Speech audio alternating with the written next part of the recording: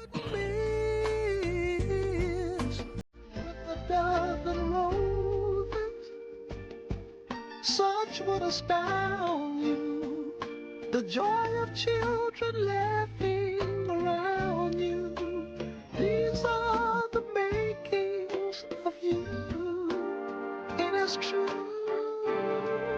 the makings of you.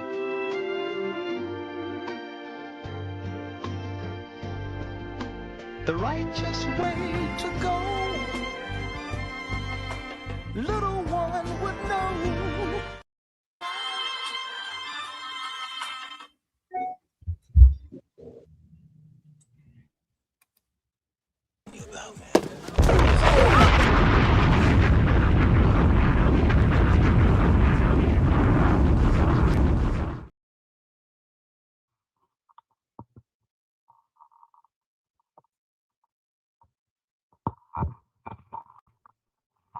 Peace to the family. Welcome to another episode of Do Not Radio Place when I was on shows. Now going online. I got the family in the building, okay? In this FBA safe zone. So it becomes an honor and privilege at this time to introduce some, present the others. The people who are on the ground, the people who are pushing forward this uh, black future that we so need. No space of identity crisis. Got the expert minds here to say what this is and what it's not, what foundational Black American movement is and what it's not. So, again, I got my Uncle Tad in the building, got my warrior Salute. sister K Fighter, thorough Black Talk, got President Divine of the Freedmen, got Sister Brooke here in the building, and of course, I got Godcast on my brother, my A alike, sincere love to God in the building, man. Peace to the family, peace to my brothers and sisters. How y'all feeling today? Peace, peace, peace. Feeling good. Hello. Thank you so much for having us. Peace, peace, peace. Ready to go, brother. Ready to go. So for y'all, I think we could go around one by one. What was it about this particular designation that attracted y'all initially? I don't know if everybody has the same kind of background like Uncle Tad and Sister K Fighter. So what was it about FBA as a whole for you that was like, all right, I need to do some research, I need to do my due diligence and see how I can get involved? Who do you want to go first? I'll probably kick it over Sister Brooke. Sister Brooke ready to go. Look, she ready already. Yeah, I'm always ready. Let's see. It started with the unconstitutional bill that was passed here in New York regarding reparations. And I knew that it was unconstitutional. So I immediately wanted to do something about it, but I didn't know what to do. And so I've had some history with just doing work in the community. And but like I said, something when it comes to like bills, I didn't know what to do. And so I had that still small voice that, like Dr. Frances Cress Welsing always talks about, that just tells you, she talks about how that's how she met Nellie Fuller. She had that still small voice in her talking to her melanin saying, go to the Black Power meeting, go to the Black Power meeting. And for me, it was go to the Schomburg. And that's where I met President Divine. He's that way. I met President Divine and the U.S. Freeman Project with my nerdy self. I had the bill in a manila folder, highlighted and underlined. And he looked down at me and was like, yeah, we know. And so I joined with them, and, that was all she wrote. And as far as like with my big sis Keisha, my big bro Tad, I had worked with Tariq Nasheed on the Rally for Reparations behind the scenes. And I met Dr. Short. And, in my talk with Dr. Short, I was telling him, because I've done some things in the past. I won't necessarily get into that unless you want me to. But I've done some things in the past, and Dr. Short recognized that I needed to be around more like minds. And that is when he introduced me to Keisha, and then Keisha introduced me to Tad, and they've been my OGs ever since. It's definitely dope. You brought up Dr. Short. You took me back right there. You understand what I'm saying? Took me back, right? Yeah, I speak to President Dr. Devon. Short quite often.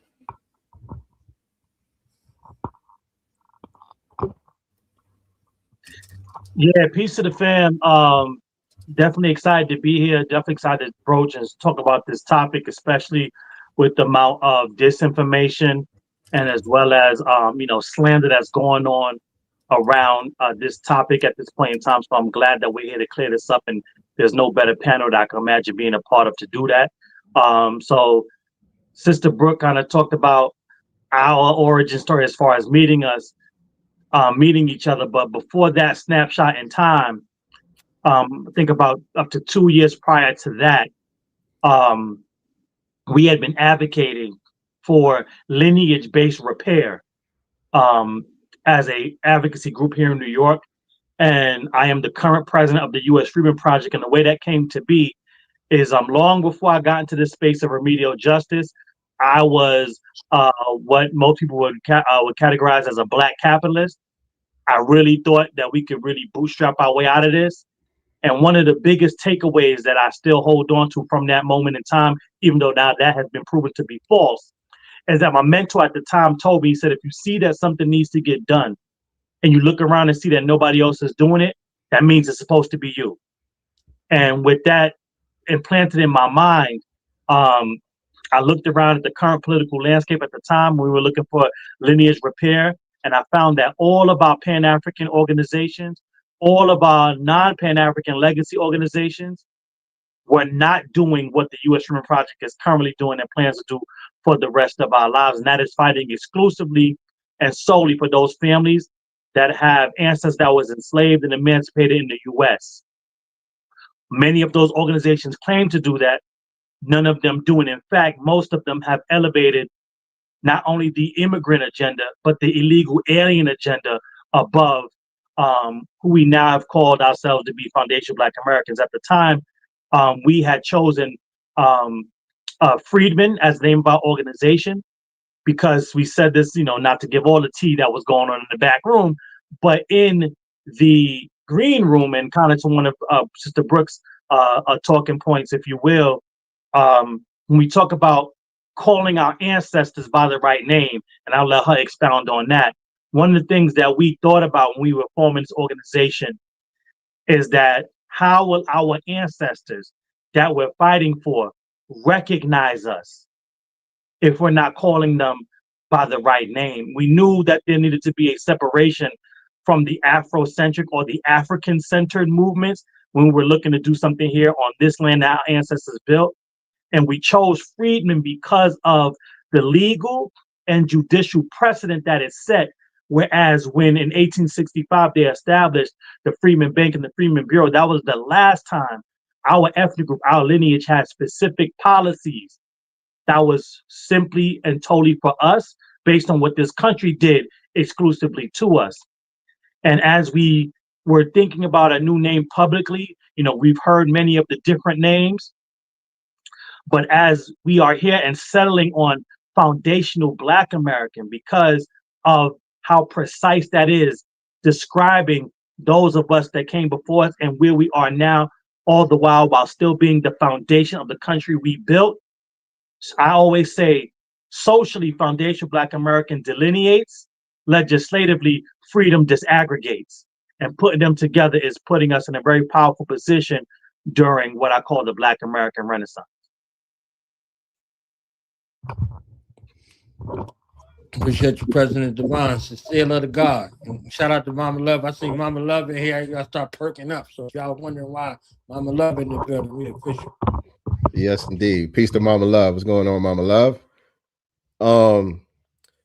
Yeah, so the question is, what made us start to embrace this delineation movement? What was the origin of me embracing that movement? Is that the question? Let me make sure I understand the question correctly. Yeah. So for me, it was just logical. You know what I'm saying? Like my background is in the Nation of Gods and Herbs. You know what I'm saying? And we were always taught to find truth wherever it may show itself. You know what I'm saying? And so for me, it just made logical sense. You know, when it came about, you know, I started to get started to educate myself more politically. And I was looking at what Dr. Claude Anderson talked about with the benign neglect policies, you know, that were being implemented to basically erase our people, to pretend that we didn't exist. You know what I'm saying? And to pile all these other groups on top of us. So I was looking at that. I'm studying Dr. Claude Anderson. At the same time, I'm reading Brother Neely Fuller's book.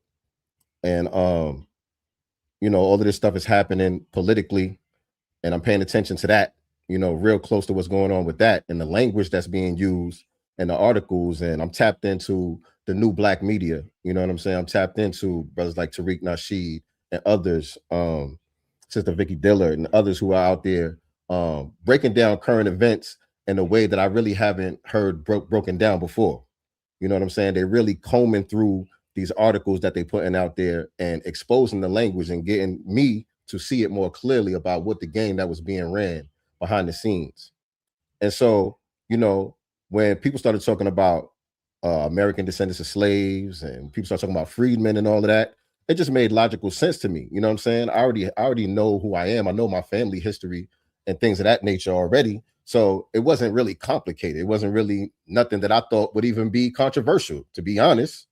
You know what I'm saying? It was something that, you know, it was a light bulb that went off because I had never really looked at it like that before. You know what I'm saying? I just saw, you know, all black people, regardless of where they come from, as just being part of just one group. You know what I'm saying? It was just that, what do you call it?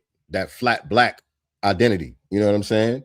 But, you know, when you started hear people talk like this, you're like, yo, you know what? That's true. You know what I'm saying? We are unique. You know what I'm saying? We do have our own special history that's separate and apart from other people.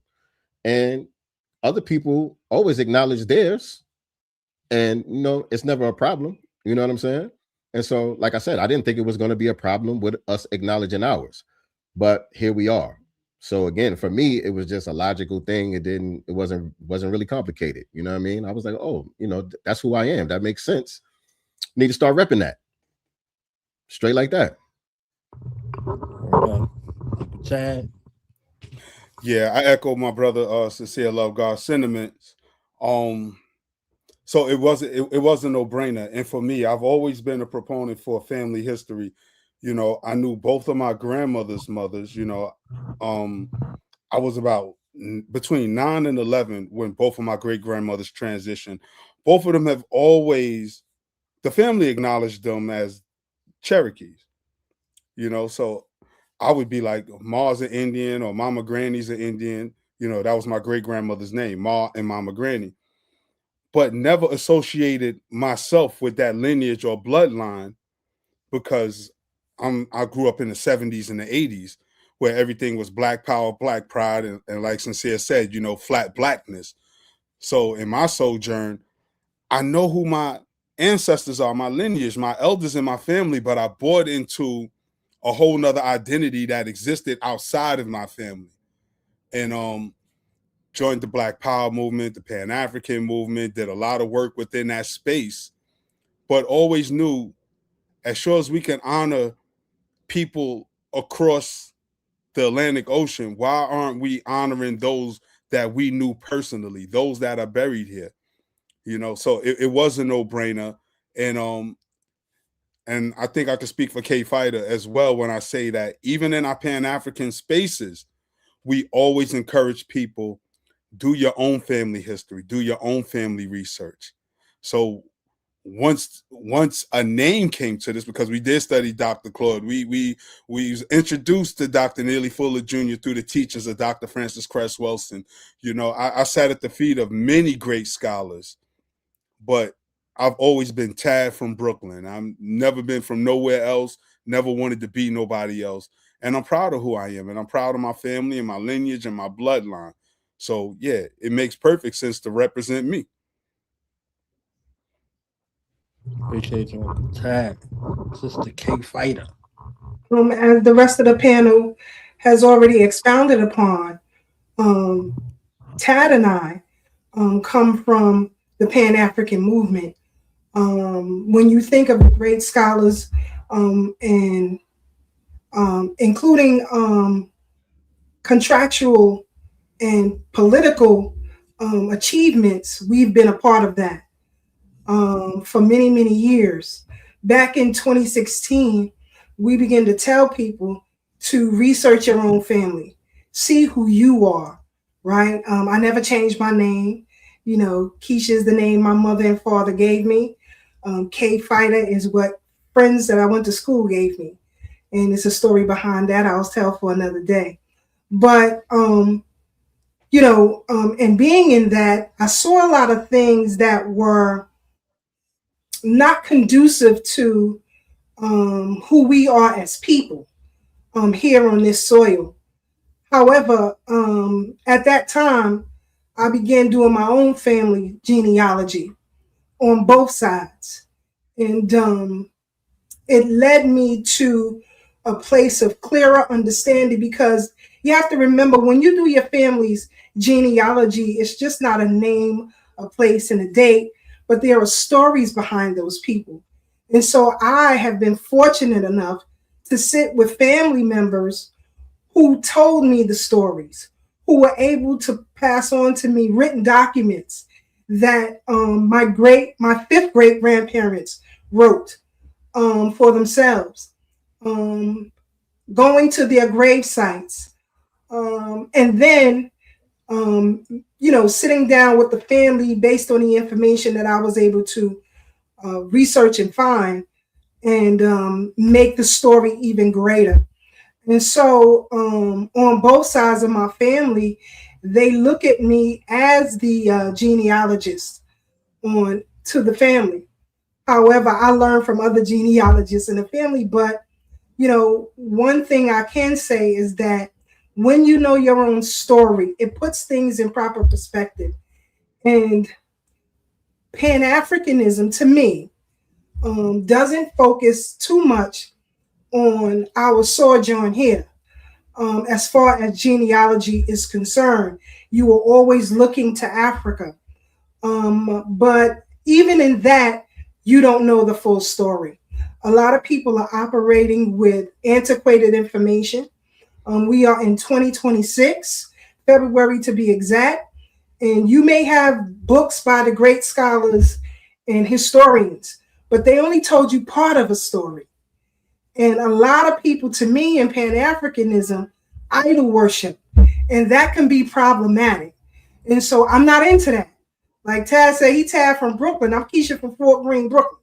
It is what it is. Like, that's who I am. And so, you know, that's what made me understand Dr. Claude Anderson even further. And so when, as Brother Sincere mentioned, the independent Black media outlets such as Professor Black Truth, Jason Black, Tariq, and others, Vicky Dillard, and so many others to name, and even his platform, I learned a lot from. So it just puts the story together for me. And this is where I am. This is where we should be. And this is how we will move forward forever.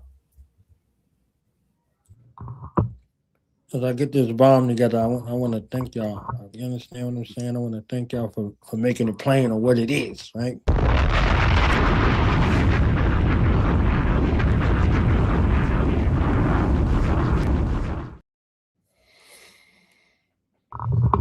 So I want to take a little time to focus on what it's not.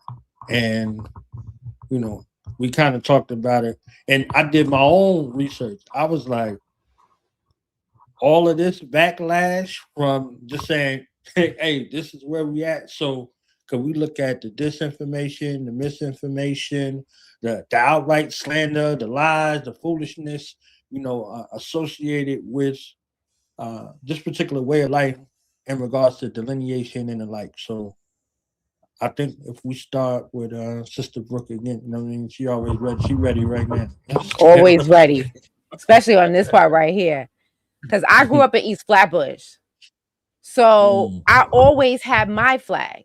Everybody else had their flag. I always had my flag. I'm always, you know what I'm saying? You're gonna see pictures of me, you know what I'm saying, at Labor Day with red, white, and blue. Then when the red, black, and green American flag came out, you used to see me with that flag.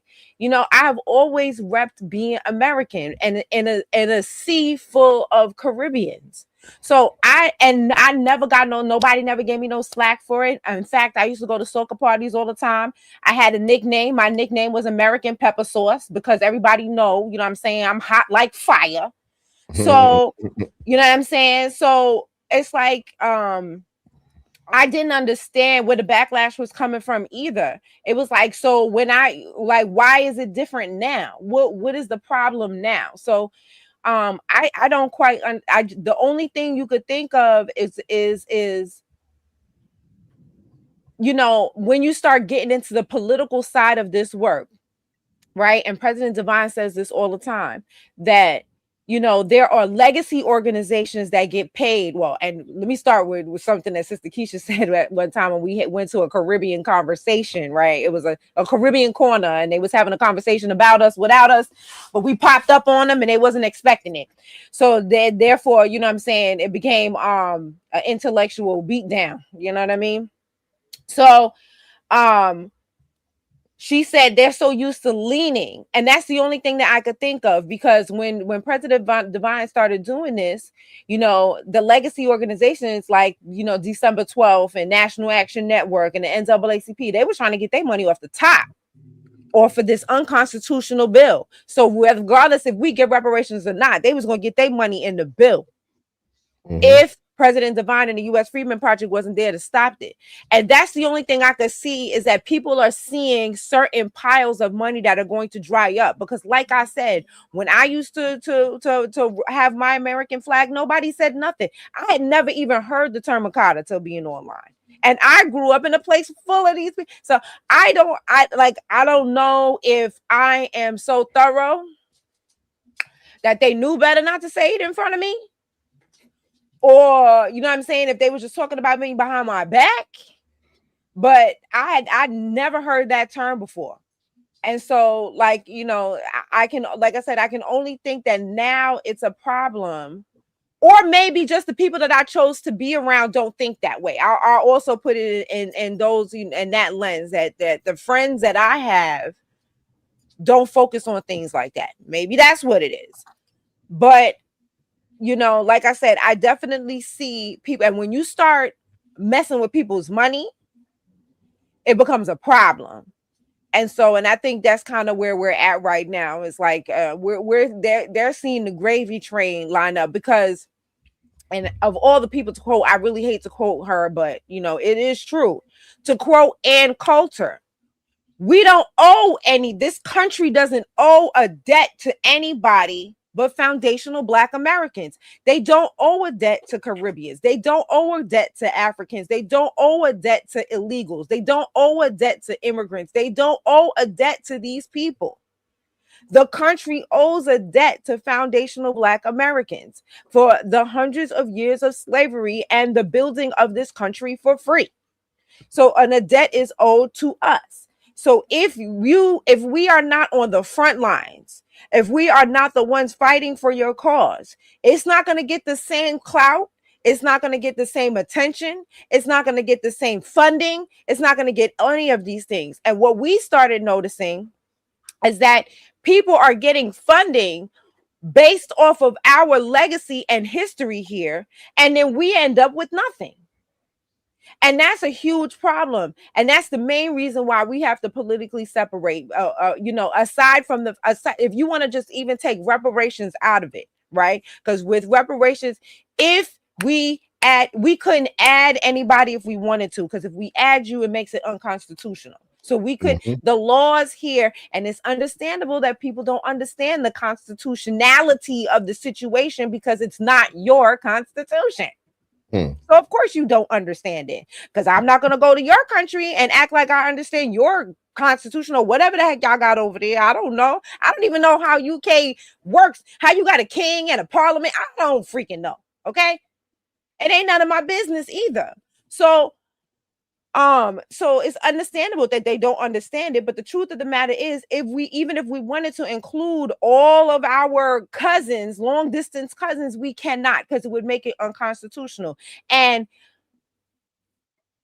why would you, as someone who looks like me, want to deem my claim for my birthright unconstitutional? Why would you want to do that? All the while you have your claim and we're not over there meddling in yours. Why would you want to do that? And that's a question I'm going to leave for the viewers. You tell me. You understand what I'm saying? Because if it's a scorched earth situation, that's what's happening. If you put yourself in it, you're scorching out, and this is the only chance we have. Because if we don't get it from this government, we can't go to the UK. If we don't get it from this government, we can't go to Spain and ask them for reparations because they don't owe us reparations. If we don't get it from this government, we can't then go to France and ask them for money because they don't owe us reparations. So this is our only chance to get what we are deserved. We don't get 2 cracks at this. 2, 3, 4 cracks at this. So if you are here to deem, why would you want to do that? And I'll leave that as a question for your viewers. Man.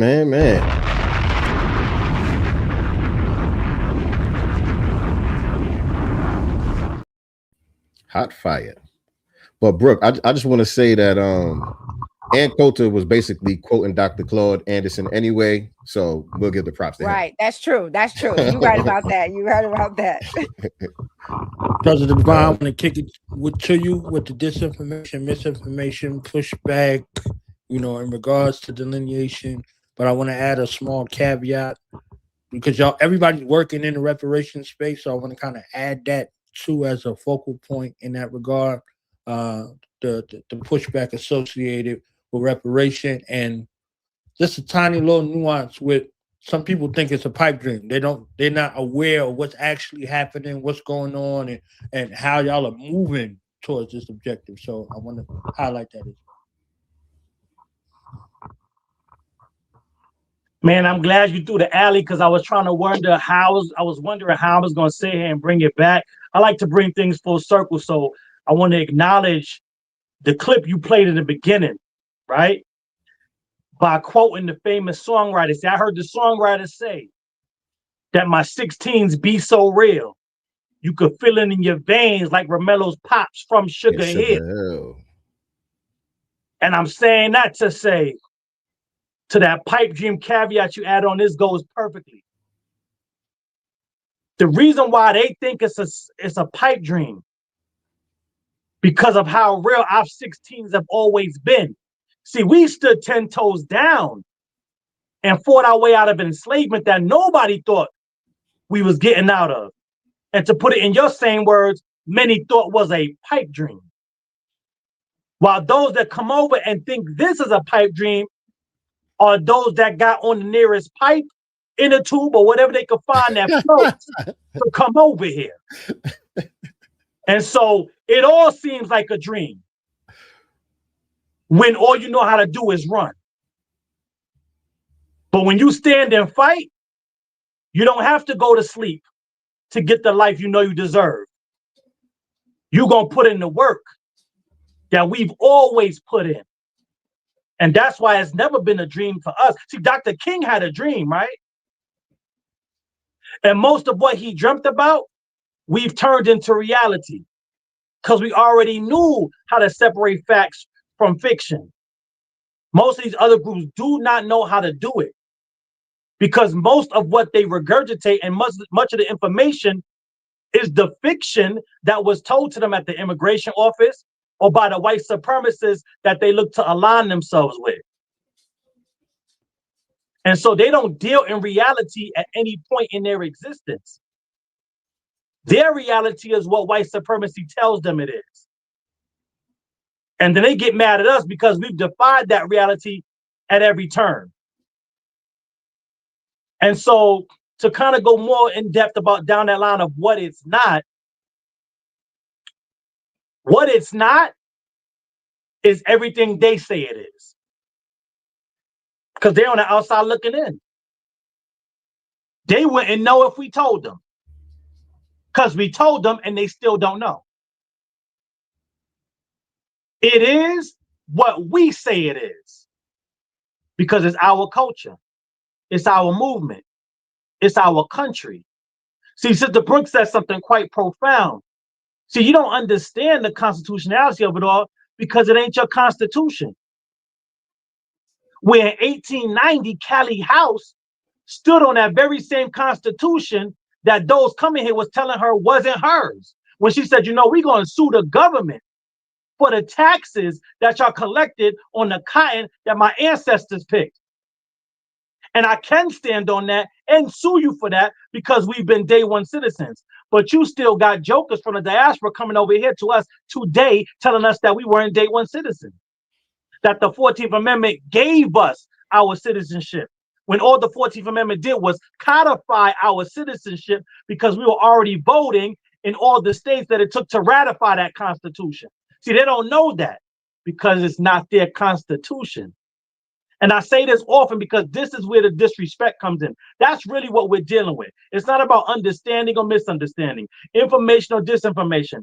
It's about respect and disrespect. And disrespect allows them to try to come in and tell us what our reality is, where we, as foundational Black Americans, and all of us on this panel have traveled. We will do extensive study, and I've said this before, and especially for myself, I'll speak for me, matter of fact, let me do that. I have done extensive study, even if I was going to spend a weekend in another Afro-populated country, so that I do not step on nobody's toes or disrespect their culture and local customs. And just show them respect that they're due because I know that white supremacy doesn't do it. And that's just for a weekend. How do you flee your country, pledge allegiance to the flag that you say ain't ours, do no research on the native population here, and then come in and try to dictate and run shit? You know what that sounds like? Colonized people, colonizing people. And I'll land my submission on this because I think this sums it up for me at least. We've all heard the saying, when you live the life of privilege, equality feels like oppression. We know that's our relationship with the white supremacists. Here's our relationship with the diaspora.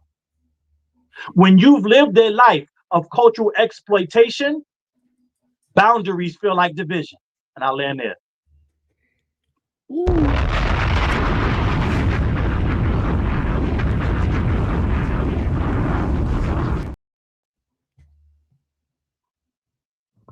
All right, so for Sincere, Uncle Chad, and Sister K Fighter, I'm gonna add another little nuance to it for y'all. The pushback you've got from your own people in regards to this. The pushback y'all got from your own people, in addition to the outsiders, not people from another place, not the tether squad, y'all call them tether squad, the internal people, the people you love, the people you actually fighting for. You understand what I'm saying? In regards to how you designated yourself and how you delineated. Yeah, man. First of all, you got to stop putting me after them too, because how I'm supposed to follow that up? But it's funny that you say that, because I was over here thinking to myself too. You know, it's not just the tethers that you get the pushback from. It's not just the tethers, and I want to make sure that we clear, because we're talking about so-called misinformation, but it's not information. It's not misinformation when they say it's an organization. It's not misinformation when they say it's an ideology. It's not information. These are lies, and they know that they're lying. You know what I'm saying? And so the tethers, they have their reason why they do it, because the truth pulls the rug from out from under them. You know what I'm saying? Everything, all of the unearned benefits that they're able to receive by tethering on to our history and our culture, all of that gets snatched away. So that's their reason. That's their reason for lying. But then you have some people that are from the lineage that may be a part of some of these Pan-African organizations. They got some kind of book they trying to sell. They got some kind of back to Africa trip that they trying to sell, some type of, you know, red, black, and green, something or other that they got going on that they're trying to sell, and they feel like that this truth is drying that up. But the key thing is, this is not misinformation. These are lies, and these people know that they're lying. But the one lie that they tell that I want to focus in on, because like I said, Sister Brooke and Brother Divine, they already you know, they said a lot of stuff that needed to be said there. But one thing that they like to say is that us talking about that we are foundational Black Americans and that we had an ethnogenesis starting around sometime in the 1500s. They say, well, if you say that, then that means that's like you saying your history starts with slavery. You don't got no history before slavery. And they try to associate that with the brainwash from, you know, the imperialists and all of that. You know what I'm saying? But we need to make it clear. We're not saying that our history begins with slavery. We understand that we are ancient people. You know what I'm saying? We understand that our roots run deep across continents, you know what I'm saying, throughout history and time. But we are talking about an ethnogenesis, the formation of a distinct peoplehood and placement. So we understand that, you know, we are connected to the original man. Like I said, you know, I've been God body since I was a child. You know what I'm saying? That hasn't changed. Nothing about this delineation movement contradicts anything that I learned from studying those lessons. You know what I'm saying? And so we understand that we are the original man. But again, we're talking about an ethnogenesis, and we're talking about, you know, like I said, we're connected genetically and spiritually to the ancient. You know what I'm saying? But when we're talking about our cultural identity as foundational Black Americans, that's something that was forged here on this soil through the enslavement process that we went through and everything that came thereafter. You know what I'm saying? From the Middle Passage to the plantations to the Jim Crow laws, all of that. It brought about a new cultural identity that we are now calling foundational Black Americans. And so I just wanted to touch on that because that's one thing that they try to stick on. Oh, y'all saying that y'all don't got no history prior to the enslavement. So basically the white man gave y'all identity. You know what I'm saying? And so I'll land with that right there. Yeah. The pushback. I laugh at the pushback. I mean, I really appreciate sincere Brother Divine, Sister Brooke, because they laid out things that I don't have to repeat. But the pushback is, but to piggyback off what Brother Sincere said, they're selling something. The trips, the books, the dashikis, the all of that. These are people's identity. They have invested thousands of dollars and decades into this identity. They can't be honest with themselves and just give it up because Dr. So-and-so said. Dr. This one says this, Dr. Umar, the Prince of Pan-African, says that, and they hold on to them identities. But as I stated earlier, I've learned that my family were from the Cherokee Nations, but not did I only get that orally from the family history. I went to the Schomburg Research and Culture Center. Let's take my great-grandmother, Anna Lewis, for example. She was born in Halifax County, Virginia in 1910, right? Halifax County, Virginia. Then I learned there was a man named Dr. Walter Plecker who committed what was called paper genocide. And anybody who was non-Black, no, not non-Black, anybody who was non-white was labeled as colored. It went from Native American. Speaking of my great-grandmother, particularly, her birth certificate says she's Native American. That's her birth certificate of 1910, my grandmother's mother, my mother's grandmother. Her birth certificate says Native American. In 1924, Walter Plecker decided he was going to take the census and turn all mulattoes and Native Americans into colored or Negro. My great-grandmother was 14 years old, so when I found her census records, she's labeled as Negro, but her birth certificate says she's a Native American. My grandmother, who's still alive, who I'm actually going to see this weekend, has always said, who said I'm African? Who said I'm African? Her blood, her family, her bloodline, this lineage is tied to this soil.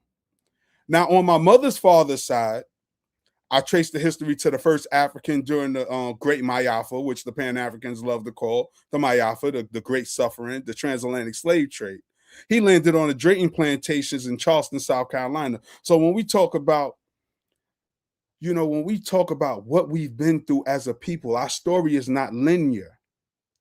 Our story is not one-sided. So people will see the light skin and say, oh, a white man must have. But my great-grandmother was light-skinned.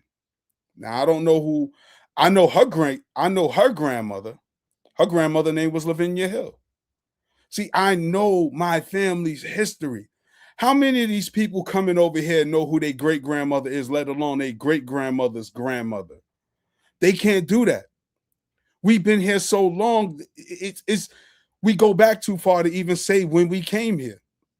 But again, not to be the dead horse, these people have steeped their identity in this African-centered movement, and it's hard for them to divorce it. It's hard to pivot because they spend too much. Shit, I got tons of dashikis. I got tens of thousands of dollars worth of books from Dr. Ben, Ivan Van Sertima, Baba Baruti, you name them, I got the books. Dr. Amos Wilson, I done read them all. But what they went through was their life's experience. And I always say, us here in America, Black folks, each of us, the people in the chat, people on the panel, every day we're making our own history. We don't have to be locked in and beholden to someone else's story when we're literally writing our own. This Black American Renaissance movement is a historic event that's happening right now in real time. And we need to value that, because as much as I love Dr. Clark, as much as I love Dr. Khaled and Malcolm X, they haven't lived my life. My life has value. My story has value. What my grandmothers and my grandfather has taught me has value. And I won't divorce that to fit in with a group that's just, they lost themselves. I'm going to pass the mic to Sister Keisha, but I want to say this real quick. As we was discussing behind the scenes, Brother Knowledge Born, a lot of what you and I know is from us studying in the 90s. But what we studied in the 90s was what people were learning in the 50s and 60s. And as Sister Keisha said, we in 2026, that's antiquated information. New things have happened. These people haven't prepared us for COVID. They haven't prepared us for the crack epidemic. They hadn't prepared us for the influx of weapons that was dumped in our community and indoctrinated us with fratricide. So those of us on this panel in the chat, have to unravel all of that. That was done after the quote unquote master teachers did they works and wrote their books. So with that, I'm saying I'm not going to divorce my identity for somebody cosplaying me, because I've been to Africa 4 times, been to Ethiopia, been to Ghana 4 times, right? Those people are trying to be us. And while we over here, we got Pan-Africans looking like Prince Hakeem and Simi in Coming to America. You see how they come here dressed all crazy, all they New York Knicks stuff on? That's how Pan-Africans look, wearing this hodgepodge of dashikis and unks and jinyames and all these Akan symbols. You look like you cosplaying a group that's cosplaying you. Get honest with yourself and stand on your square. Sister Keisha, take the mic. My bad.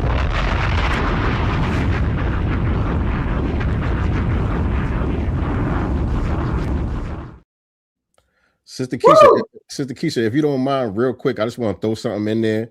Sure, brother. Go ahead. Off of what he said, because we just had the passing of Reverend Jesse Jackson as well too, and he was a card-carrying member of the Cherokee Nation as well. You know what I'm saying? And he's also the same person that helped to popularize the term African American, which, you know, I'm not bringing this up to disrespect the man or anything like that. May he rest in peace. I'm just saying this is the time that we in while we're having this conversation. This is the energy that's in the air, and I just wanted to throw that out there. May he take African American with him to the grave. Amen. I want to say that.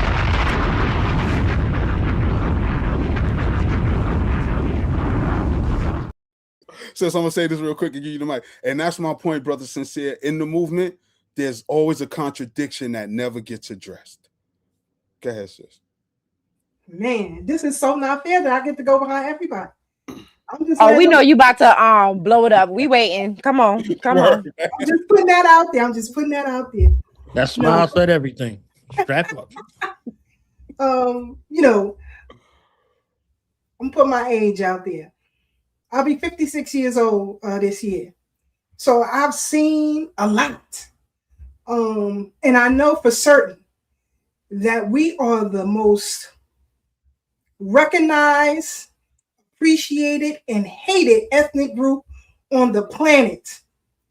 Now, more that, the greatest and the most hated ethnic group on the planet, we are also the only ethnic group that everybody leans on for their survival. Everybody. On top of that, when you begin to stand up and straighten your back and shake these things off, it becomes problematic. Because as Sister Brooks said before, they are so used to leaning on our lineage and legacy, they don't know how to stand on their own. Even in Pan-Africanism, we here on this soil have held the brunt of it, have popularized it. Your greatest scholars came here to be the best that they can be. Those that you look to from that era, they came here. Whether you're looking at Hubert Harris, who was a supreme intellectual, as far as I'm concerned, he came here. Garvey came here. But the thing I want people to take a little bit of understanding with, when Garvey came here, when he first came here, you know, people got different reasons why they like Garvey. Read what he said when he first came to the United States. He said, I came here to seek help for my Universal Negro Improvement Association of Jamaica. He said, not for everybody else, for Jamaica. All right? And it's in the book, The Greatest Writings and Speeches of Garvey, pages 14 to 16 to be exact. But he said, when he came here, he was in awe of us. He came here to meet Booker T. He idolized Booker T. And he wanted to model his UNIA of Jamaica after the Tuskegee movement. But when he got here, Garvey was already gone. So he couldn't sit and learn from him as much as he wanted to. But his words, not mine, he said the American Negro is the king of all Negroes. He is the greatest of all scattered Ethiopia. He said when I came and he traveled to Chicago, Boston, California, New York, and he said wherever he went, he saw men and women of business, of prosperity, of greatness, men and women of lecture. In fact, John E. Bruce, who a lot of people don't talk about, but they should, he was an intellectual powerhouse. When you talk about the Schomburg Library, Arthur Schomburg was a student and partner of John E. Bruce. That's how great he was. When John E. Bruce passed away, Garvey spoke at his funeral. All right? Now, again, Garvey said, he was saying in this speech to the Caribbean, he said, when he got here, he saw the greatness of Booker T. He learned about Frederick Douglass. And he asked the Caribbean, he said, you have had 78 years of emancipation. Where is your Booker T? Where is your Fred Douglass? And again, we're in February 18th, 2026. You still have yet to produce them. So everybody leans on our legacy, and they are upset that right now you can't lean on us no more. We are getting our tribe in order. We are getting our business in order. We suggest to you, instead of being upset, get your tribe in order. Get your business in order. So if you want to unify with us, you can't unify with us fractured. You can't unify with us while you lean on us, because we got to fight our own fight. When you look at different countries around the world, and I don't like to use the word melanated because everybody's melanated. White people have melanin. The only people who don't have melanin is albinos. Okay? So when you look at darker people throughout the diaspora, and some of them have had great movements, great wars or battles, I should say, that they won. We on this soil continuously fight our open enemy, but on top of that, we fight for you. For example, when I was in college in the late 80s, early 90s, it was the Black Student Union here that put pressure on businesses to divest from South Africa. Without that pressure, Mandela wouldn't have been free. That's just a fact. So we took over, actually here in New York, we took over the college campuses, locked the staff, teachers, and everybody off the college campuses. We put pressure. In New York, you had a woman who was essayed by one of the most powerful men on the planet, former head of the IMF, Dominique Strauss-Kahn. This man was on his way back to France after he brutally essayed this woman. You know who stopped him? The FBAs, the Black Americans. Black American organizations stopped it. We're the ones who garnered signatures to turn over to District Attorney Cy Vance so that this man wouldn't flee. But ask me, where are the Senegalese for us? Where are the South Africans for us? When Garvey came here, he was openly received by us, right? A woman by the name of Maud Minty Lena Gordon, who was a member of the UNIA, brought with her 300,000 members, okay? But nobody talks about that. It was us who did the hard work, and it's still us to this very day. A lot of people who come from abroad, you're able to, and I don't care if you're dark brown, light brown, Asian, Caucasian, whatever, you are allowed to be here because of the work that those who came before us did in both civil rights movements.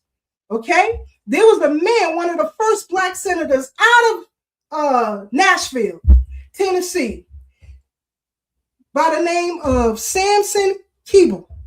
And Samson Keeble was on the Committee for Immigration.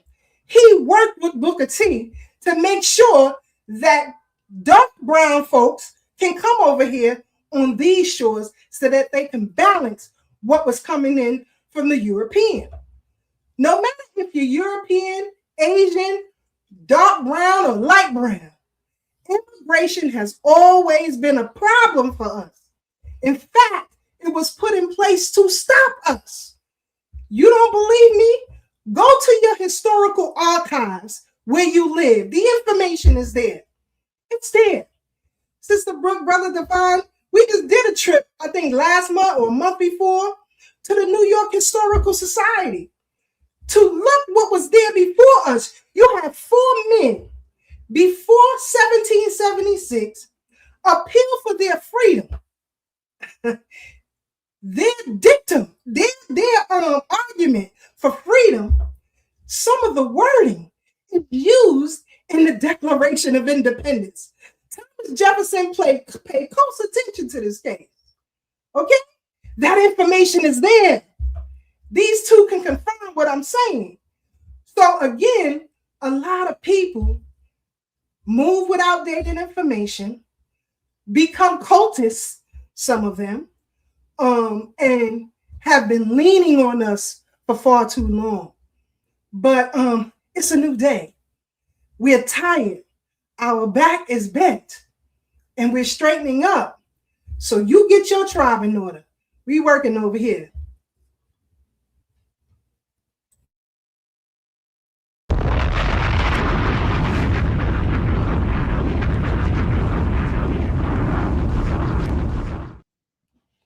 My sister from another mister. That's it. Oh man, y'all prompted me to say something. I wasn't gonna say nothing, but y'all prompted me to say a little something about all of this that's going on. They couldn't warn you about a crackademic or a crap epidemic because they was on crack. They was on heroin. They were chasing men. Many of those scholars, they were chasing men. You understand what I'm saying? They can't tell you about a black family because they ain't want no black family. They was chasing white women. You understand what I'm saying? Mm-hmm. So a lot of these folks that was out here purporting to push this in front of you, they was wearing dresses. They was running around with white women. They was taking it up their backside, and they was on drugs. So if we really start looking at some of these people that's cultural icons in one space, they known from these books and all this other stuff, they was limp-wristed, backstabbing, stealing, and lying. So if you catch them stealing, lying, limp-wristed, indifferent about, black family because they ain't want none. Dr. Bobby E. Wright, God bless him, said that class, it went from a race struggle to a class struggle to a ass struggle because many of those people that was with them with these uniforms on and these animals on their chest and all this other stuff, they had different plans. They had different plans. So if we go back and listen to X Power that we left out, y'all don't want to know what that meant. But y'all seen what it meant when the Grey Panthers showed up and the Brown Berets showed up. X Power. So those we left out. You understand what I'm saying? So there's a lot of people whose your hearts will be broken. If you really understood who these people were and are, that folks are still championing in today and quoting their books and all of that. Like, you don't know who they was laying with. You understand what I'm saying?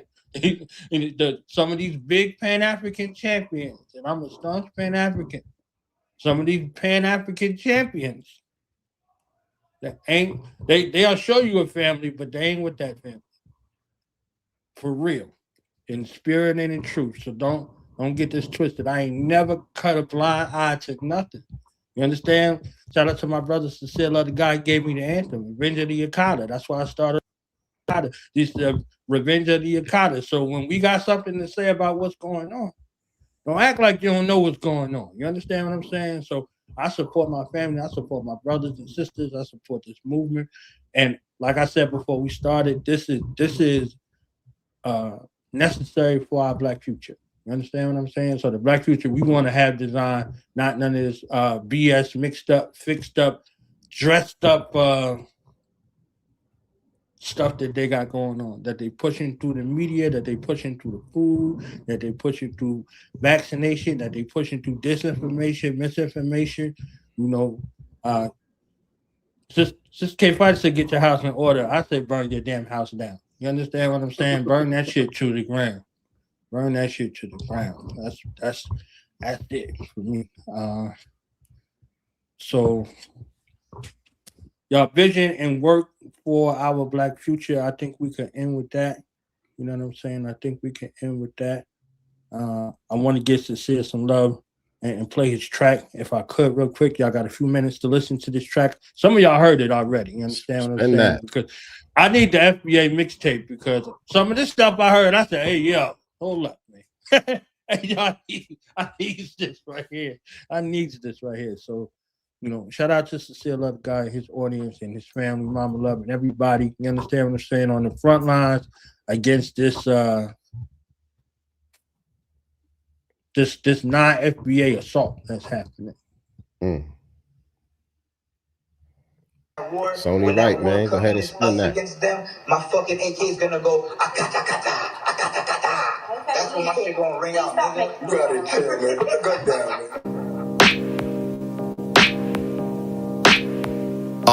Yeah. Revenge of the Akata. Smash the elements. Y'all. Africans, Caribbeans, essays, Asians, Dominicans, Puerto Ricans, white boys, Jamaicans, Latinx, Arabs, native tribes, Haitians. All these motherfuckers been secretly hating. This for the tether class, not for the riders in the diaspora. No disrespect to you, but we gotta provide some order. I know they told you stay away from the Okada, but mama should've warned you not to play with the Okada. We them Yankee boys, and I'ma say that shit frankly, boy. My family built this fucking country, you should thank me, boy. This block miento tu mejora, la raza. Keep that shit in your country and don't bring it to mi casa. All that colorism in these racial caste systems. All across Asia, the darkest ones be the victims. India, they untouchable, they mean that shit literal. But here on US soil, we unfuckwittable. Exceptional people, respect to the Negro. Before you get your green card, we double checking your ego. That bulletproof glass in Arab stores, stop buying them cigarellos, we take that as war. They like to call us Abids and Jareds, but East Africa is in shambles, the hypocrisy's weird. Your economy's weird, bankrupt, so you gotta flee here. We embrace you with open arms, now it's obviously clear we unappreciated. All that sucker shit is for leeches, ain't it? I think it's time that we get reacquainted. Foundational black Americans, we the ones that be moving culture. So sit your ass in the goofy corner. When we talking about reparations, it ain't up for debate. It's a blood debt owed to descendants for the enslavement. But you could call us freedmen for legislation, just like y'all compensated Asians with no hesitation. But permanent underclass is our designation. We can't accept replacement in the country we created. Which brings me to all these neo-Nazi Ukrainians. We are not them docile Africans y'all be playing with. Nah, these niggas built different. They wonder how we still kicking after centuries of being in the fields picking cotton and indigo. Shout out to the Seminoles and Gullah Geechees. Hey, what that reparations hitting for? And if you didn't vote, I fuck with you, nigga. Cause if it's up, then it's stuck, so be comfortable, nigga. And if you didn't vote, I fuck with you, nigga. Cause if it's up, then it's stuck, so be comfortable, nigga. Africans, Caribbeans, essays, Asians, Dominicans, Puerto Ricans, white boys, Jamaicans, Latinx, Arabs, native tribes, Haitians. All these motherfuckers been secretly hating. We're not asking for anything, we're not asking for anything, but all we want is what's ours. You know, this revolution is built on so many irons, really.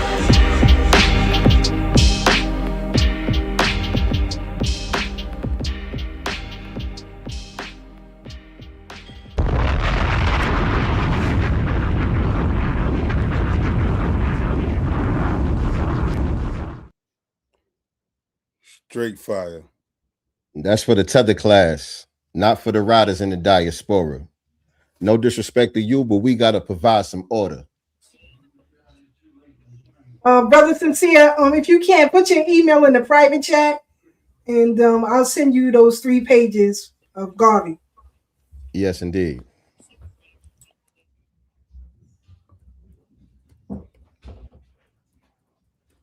Now, this last one before I get to everybody, I seen an endorsement. When I seen this endorsement, I said, "Oh, this can't be whack." You understand what I'm saying? No. I was like, I seen this endorsement. I was like, "This can't be whack right here." So, hey, time is up. You know what I'm saying? Take your raggedy ass home. Let's go. This joint right here.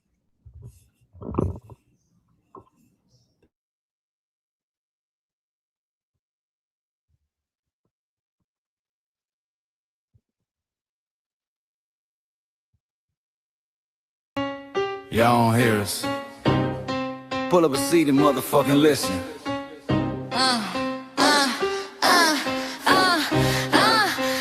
Pull up a seat and motherfucking listen. Pack your bag, time to go home. Talking crazy on our soil where our blood and bones grown. This our grind, we outside on it. While y'all fools on the outside looking, y'all show no respect to Black America, so lean. Y'all don't get it, so it's time to go home. Get the hell up out of America, take your disrespect and just fly on. Y'all don't get it, so it's time to go home. Get the hell up out of America, take your disrespect and just fly on. You landed on the tarmac, fresh off the boat. Talking about y'all building nothing, man, you choking on the note. My ancestors the reason that this country even breathes. Picked the cotton, built the White House, planted the seed. Jim Crow laws, redlined the map, we was the target. You think that struggle's a costume, man, you can't mark it. We fought the wars, we bled the blood, we died for our future's chance. And you come here and give our legacy a side eye while throwing shade on the guard. While you benefit from doors we kicked down with our last breath. Now you spit on the architects who stared down death. Disrespectful, That's Disrespectful, ungrateful, a slap in the face to only people who gave a fuck. So let me show your ungrateful ass to the right place. Ho, ho.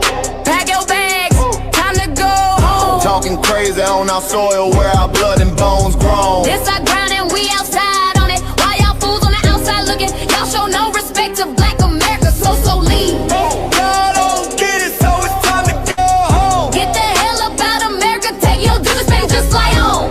Y'all don't get it, so it's time to go home. Get the hell up out America, take your disrespect just fly home. Passport, the visa, the privilege to be here. Cause my grandma did march for y'all, so disappear from our land. You cosplaying our pain. Think it's a trend you can borrow, but you ain't inherit the ghosts of our sorrow. We the foundation, the rock, the soil, and the root. You not no branch on our tree, and unproductive people always cosplaying me. Talking about we ain't do nothing, you lost your mind. We built this from nothing, time after time. From the beginning to now, we've been the backbone and muscle. Why you look down on the struggle and cause a whole tussle? The energy style with discussing is whack. So let's make it clear, there's no turning back. This land is paid for in full. In blood, sweat, and tears, and dreams deferred. You don't get to come into a house we built from the dirt and telling Black America y'all ain't worth nothing. That's a violation. Facts. Pack your bags, time to go home. It's our soil on our soil where our blood and bones grown. Show respect, this our ground. Y'all just tenants on a lease. Or get the step. Show no respect to Black America, so leave. Don't get it, so it's time to go home. Get the hell up out America, taking your goodies, I can just fly home. Don't get it, so it's time to go home. Get the hell up out America, taking your goodies, I can just fly home. Yeah, fly little birdies. Fly on back to where you came from. This ain't for you. This soil is sacred. We said what we said, It's time. for y'all to go home. So fly a little birdies fly. So fly a little birdies fly. So fly a little birdies fly.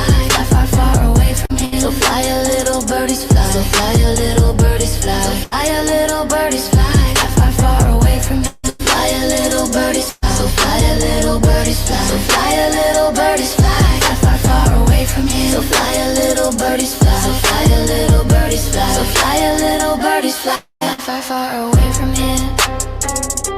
Bye-bye, little birds.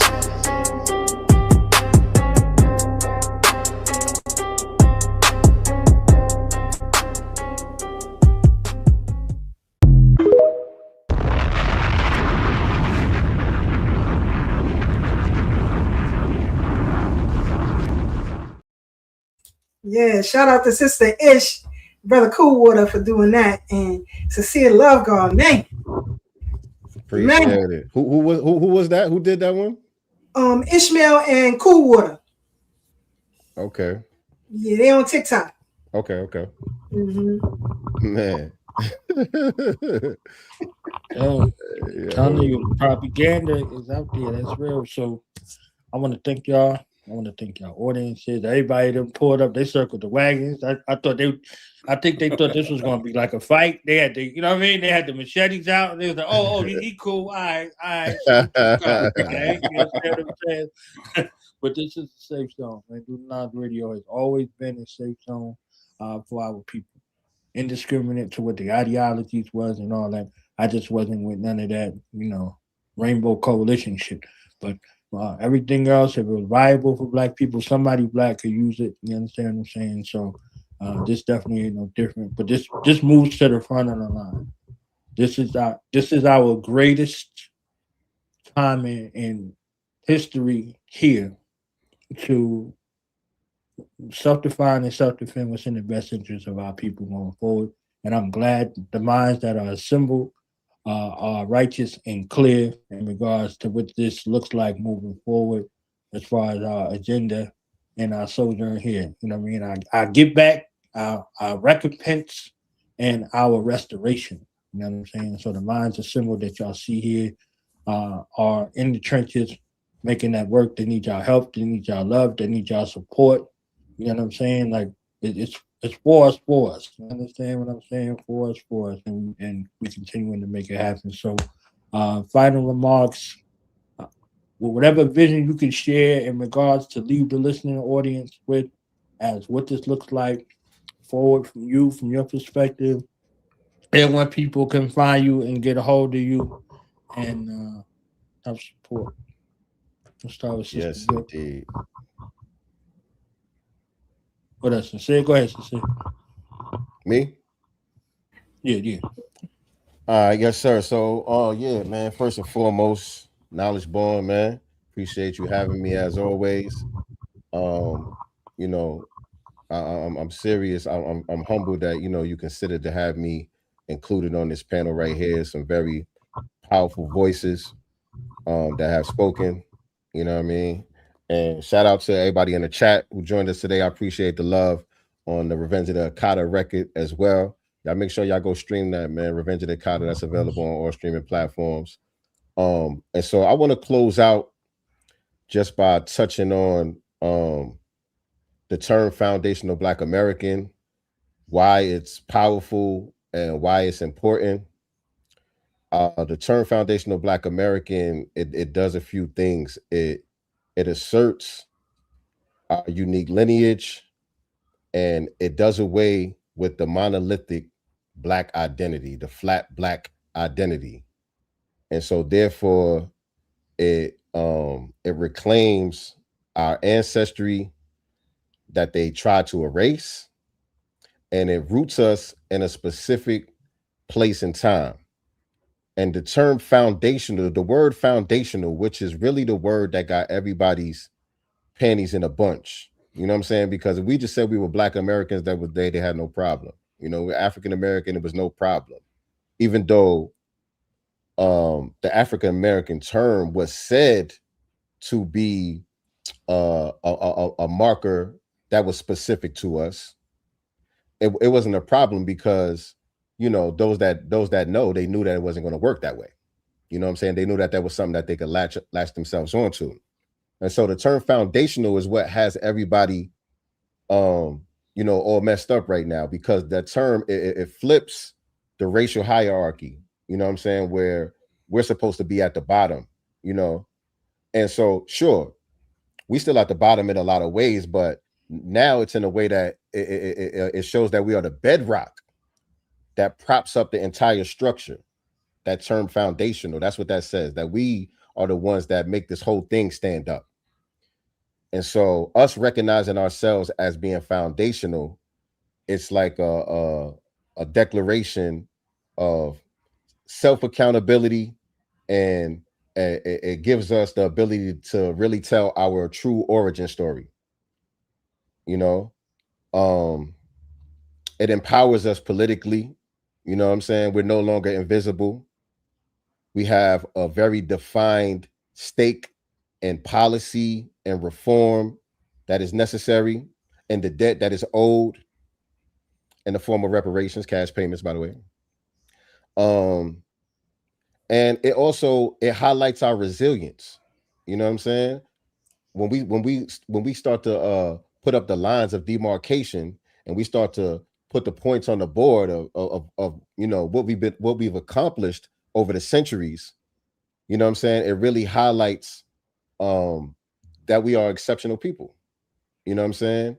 And so it also creates a roadmap for intergenerational wealth and ensuring that our children are able to inherit a legacy and not a struggle. You know what I'm saying? And so the I hate when I say the delineation, I always get tongue tied, but delineation is a direct push against, the whitewashing of our history and our identity.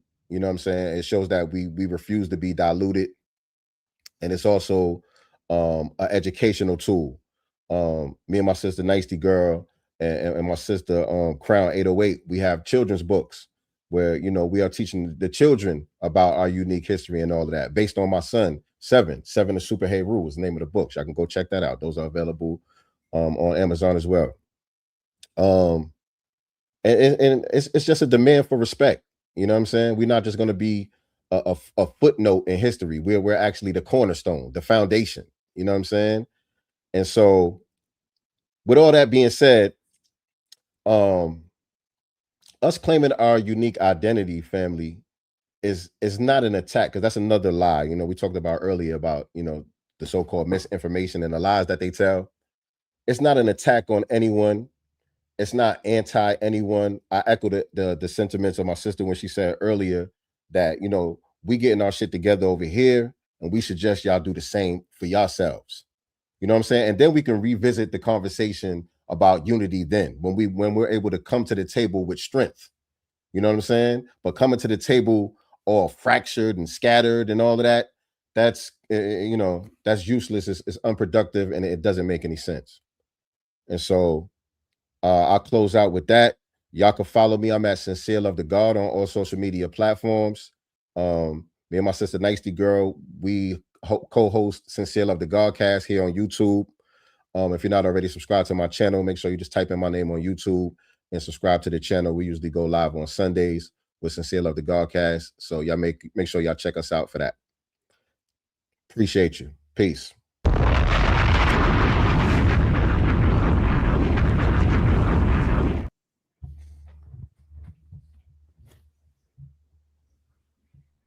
Uncle Chad, let me get you, because I know we passed the witching hour. Thank you for coming. No doubt, no doubt. Yeah, maybe got it back. You know, I'm an old man. All right. Yeah. So what's the question again? What does it look like? What does the future look like? Right. And then where people can find you, you know what I mean? Whatever your closing remarks are, all that. No doubt. Well, I definitely want to shout out the pen. You Sincere to Love God is dope meeting you tonight. Everybody else I'm a little more familiar with, especially my sister K Fighter. We done soldiered in the streets with my brother Knowledge Born. Likewise, Sad. Rocking with my sister Brooke, my brother Divine for a minute. So I know we're going to do some work in the future. And shout out to the panel. You know what I'm saying? I know my brother Knowledge Born, just like us, have a very sophisticated audience. Those who are tapped in and want to deal with the real. This is YouTube. You know, this is the digital space where a lot of people really don't deal with reality. They get to live out their fantasies in this space from the comforts of their living room and bedroom, or even on the toilet. They can sit on the phone and just get engaged. Strange times we in, right? But what the future look like, as long as we stand in truth and we talk about knowledge of self, but we have to ask the critical question, well, who are you? You are who your parents are. You are who their parents are. Embrace that. Stand on that. Be proud of that. See, in a lot of these movements, we've been taught to hate ourselves. We talk about self-love, but we've been taught to hate ourselves. Oh, you American? No, I ain't American. I'm a stolen African. I don't know where my family's history's been erased. The white man done did this. Nah, we not subscribing to the victimhood mentality. I'm a victor, not a victim. And I suggest everybody else do the same, because as long as we operate in the victim mentality, we pass those bad behaviors on to our children. And our children don't know how to be victorious because we haven't showed them. So with this FBA Renaissance movement, here's our chance to reclaim what our grandparents have always told us we are. We are great people. We are divine by design. We are born on purpose and with a purpose. And those of us on this panel and in the chat, we're living in that purpose and walking in that purpose. And those who are not with us are jealous of us because they don't have the bravery. They don't have the gumption to stand up. See, one thing about being FBA, our cultural lineage is fighting. They say we don't have a culture. Yes, we do. Ask Harriet Tubman. Ask Nat Turner. Ask Malcolm X. We are natural born. Shit. Ask Jack Johnson. Ask Mike Tyson. We like to fight. We don't mind tangling. So I don't think you want to be on the opposite side of these hands, these proverbial hands, these intellectual hands. So let's stand tall as victors and start celebrating our accomplishments. Looking across the water and across the pond, we have to instill pride in our children. Give them something to be proud of the work that we're doing, the work that you're doing in the chat, just by acknowledging who your grandparents are. So your children could be proud of their family legacy and they won't stray from the things that you teach them. That's what the future looks like. Many of our scholars in the past have talking about creating a greater future. The scholars of today are living in the pastime paradise. We have to erase that. We have to throw that shit in the trash. It don't work for us. All right. So what does the future look like? The future look like us winning, claiming our proper place in this land that we owned before the Europeans got here. The land that we owned before they stole it and parceled it off to other people. Oh man, we gonna do some fly stuff because we just getting warmed up as FBA. But the future looks like winning, like we've always done. This is Black History Month. Thank you, Dr. Carter G. Woodson. I see folks trying to hijack that, trying to give it to people in the Caribbean, people on the continent. Nah, B. Nah, we did that here. That was created here by FBA, highlighting FBA accomplishments that influenced the world. That's what it looks like for us in the future. So if you want to follow me, catch me every Thursday, 8 p.m. on Thorough Black Talk Worldview with my sister Kay Fighter, talking some more of this FBA stuff. Or you can catch me on Sundays at 2 p.m. with my partner in crime, my brother C Gutter, the real C Gutter, 2 p.m. on the OG Wisdom Podcast. All right. And with that, I want y'all to stay up, stay blessed, stay true. Hopefully you inspired by something you heard here tonight. It's your turn to go out and inspire others. Brother Knowledge. Hey, yo, y'all made me real homesick tonight. I just want to say that, you know what I'm saying? Because, get your head back. I'm from New York also. You see, I got the Atlanta, you know what I'm saying? We can hear it. We can hear it. We still hear it a little bit in your voice. Yo, the energy is just different. You know what I'm saying? The energy is just different. I've been down here for a minute, so I appreciate y'all energy tonight, man. I got to get back home, so. No doubt. Brother Divine, to you, President. No doubt. And definitely, you know what I'm saying? You once always. When them not say that, because you can't stay away long enough to lose your New Yorkness. Don't let it go. Hold on, bro. Hold on. So yeah, I just wanted to bring the conversation full circle. I love being on panels like this with like minds, not because of the echo chamber, because that we are one on call, and this is what they're really mad about. Because we are so on call, there's so much stuff that the people before you say that you don't have to say because they said it already, right? So you kind of, when it comes down to these kind of last minute, your last thoughts, you're like, dang, I want to say that, I want to say that, I want to say this. But it's such a beautiful thing where people have said some of the things you want to say, so you can go in a different direction. So I want to go into the direction of more along the lines of what this is not. And to highlight that, the brother Sincere brought up Jesse Jackson, and Sister Keisha, set that stage on fire. But I want to put out some of the flames to kind of put this little extra context on it, and not let the family lose sight of the fact that Jesse Jackson died 25 years to the same day that Dr. Khalid Muhammad died. And Dr. Khalid Muhammad is on record calling out the soft shoeing and buck dancing that Jesse Jackson was doing. And I think that is emblematic of what we're seeing right now in this moment, because you asked the question, which bypassed me, about the pushback that we're getting from our very own. And so what I want to do is kind of put that in context to say, the same way Dr. Khalid Muhammad had to speak truth to power against a Jesse Jackson that was elevated and propped up by left-wing white supremacy. What you're seeing, that most of the pushback that we're getting from our fellow foundational Black Americans is that same fight for the heart of foundational Black Americans that happens between the propped up gatekeeper class and the foundational Black American grassroots. And so when you see us going at a NARC and Cobra, Urban League, NAACP, NAN, that's the same fight that Dr. Khalid Muhammad was taking to Jesse Jackson. It's the grassroots not allowing the gatekeeping mouthpieces to control a narrative and explain away what's really happening on the grassroots level. And now we're in a perfect position because of the new Black media and all that we're doing, and everyone having an equal voice, and all the places where you can find each and every one of us. We're doing a damn good job of making that gatekeeper class obsolete.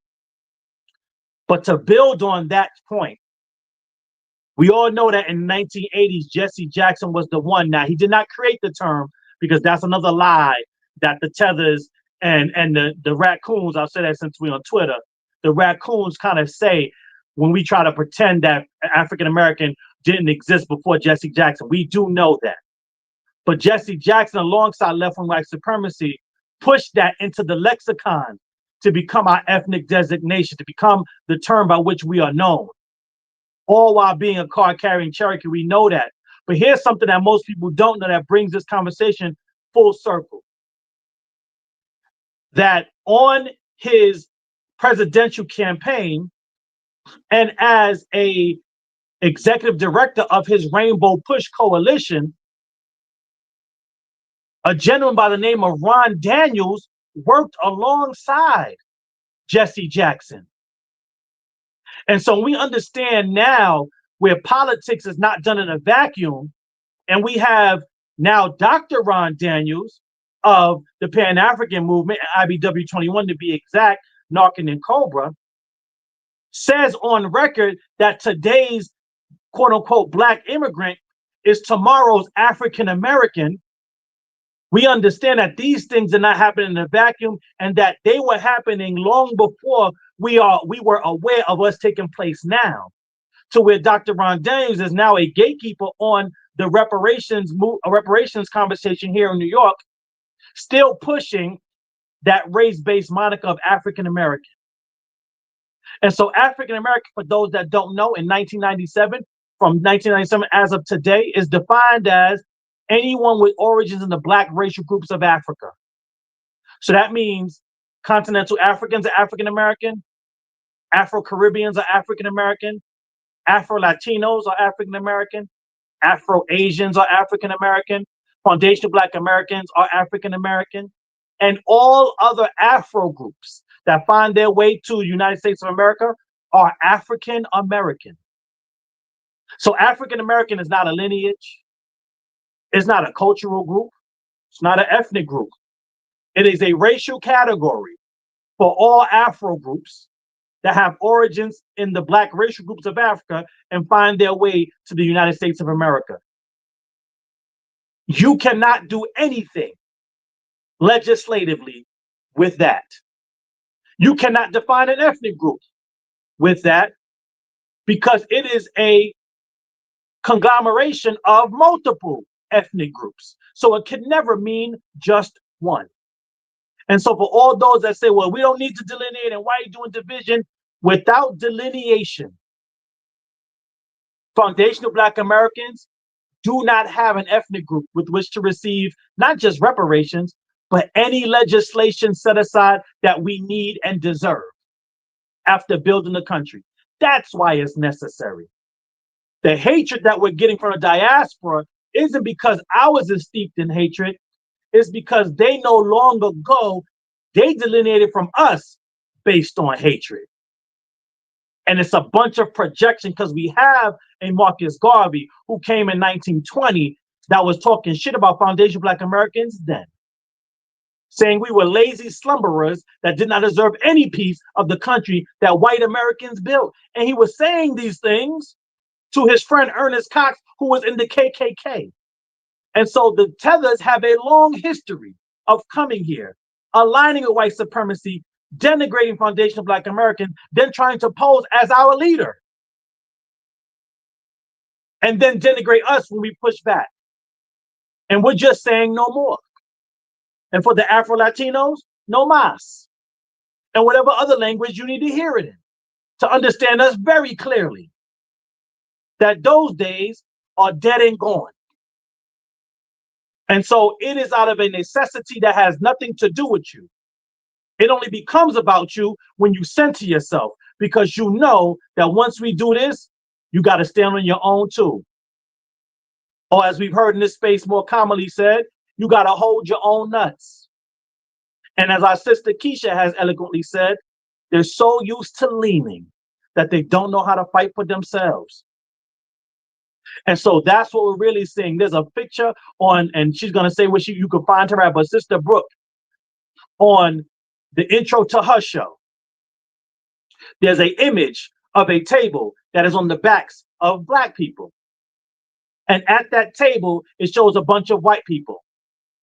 And it comes from that old adage of if we just stood up, we can knock the table and the game over that is being played on our backs. Here's what this delineation movement showed me and many others. See, because before we kicked it totally off of our backs, the delineation movement allowed me to get a peek at the table before we pushed it off. And what I saw was not just white folks, but the many Afro groups that Pan-Africanism taught us was our allies. They were sitting at that table too. And so all of these other groups play that game that rests on our back. And so when you look around and it looks like it's foundational Black Americans versus everybody, that's because it is. Everybody benefits from us being the permanent underclass. In fact, that's the American way. And we're just stepping in and saying, you know what? You know the American way. And what they told you, allow me to reintroduce myself and show you what the foundational Black American way looks like. And that's what we're showing everybody now. So you can find me on TikTok at Black American Proverb. You can find me on Twitter at the handle for the U.S. Freedmen Project. That is U.S. Freedmen PRJ. And you can also find us at the USFreedomProject.org. If this touched you in any way or you feel like you need to come into the fight and you're looking for a home to do it in, the U.S. Freedom Project can be just that. There's a join button. You can press it, put your information in, give us some information about what you think where you will be best suited, and we will get back to you and bring you into the fold, and we can work this thing like family. And you can email us also at admin@usfreedomproject.org. And I'll land there. Thank you for this time in this space, Brother Knowledge. And I'm definitely looking forward to us creating some ebook together, because I ain't going to forget that you put that out there like that. And I'm going to take advantage of it if I can.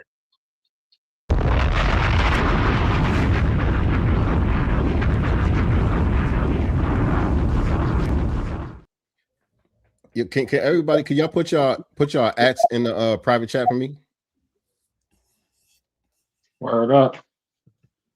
Hey, Brother Divine, hold me to it. You understand what I'm saying? I'm here to be a proper propagandist for our people. And like I said, I stand behind this designation, delineation, whatever word, D word, whatever word y'all want to call it. You understand what I'm saying? In regards to our future. So y'all stories need to be told in the way that it should be. You see what I'm saying? I need our children not thinking that I don't want them pretending like they got to put a dress on or a wig or any of that. I don't want them putting on anything that don't suit them. That's not for them. You understand what I'm saying? At the same time, you know what I mean? So it's a way forward. So however I can help, I'm all in. Sister Brooke. I just want to say I definitely will. I thank you for that. And I don't want to leave without saying this. We were freedmen then. We're freedmen still. And there's nothing like a freedman's will. No doubt. Okay. Whew, wow. I didn't know what I was gonna say, but listening to the fam inspired me with a few things to say. I want to start by addressing just one thing that's happening right now. There is a Jamaican cartoonist or Jamaican writer who decided to represent the Black American family by creating Do-Rag Man. And this is what we mean when we say, you don't have the license to speak for us. This is a woman who has admitted that she likes to date out of her race. And I'm going to be as nice as I can, right? Because there's better ways that I can say it, but I'm going to try to find some nice ways to say it. Who decided that she wanted to date out of her race. She has said disparaging things about Black American people. And this cartoon is an extension of that. And people are questioning, why are we pointing out where she's from and what she's doing? And why are we just getting on board, right? And the problem is that we can't have people who have hatred for us allowing themselves to be used by white supremacy to speak for us, to represent us in the media, because this is what is happening. This is what is going on, because there are certain things that foundational Black Americans will not allow, will not do. Right. And this is a continuation of some other things that have happened, especially in art, media, and entertainment. I want to remind people that not too long ago, there was a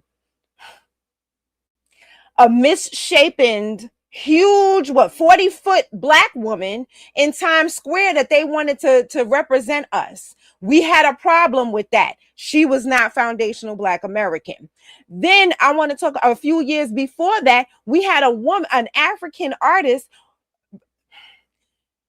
creating art with topless art, saying that it represents foundational Black American women, when that is not our culture. We do not, our ancestors, our mothers, our grandmothers, our aunts, they do not, that's hussy behavior.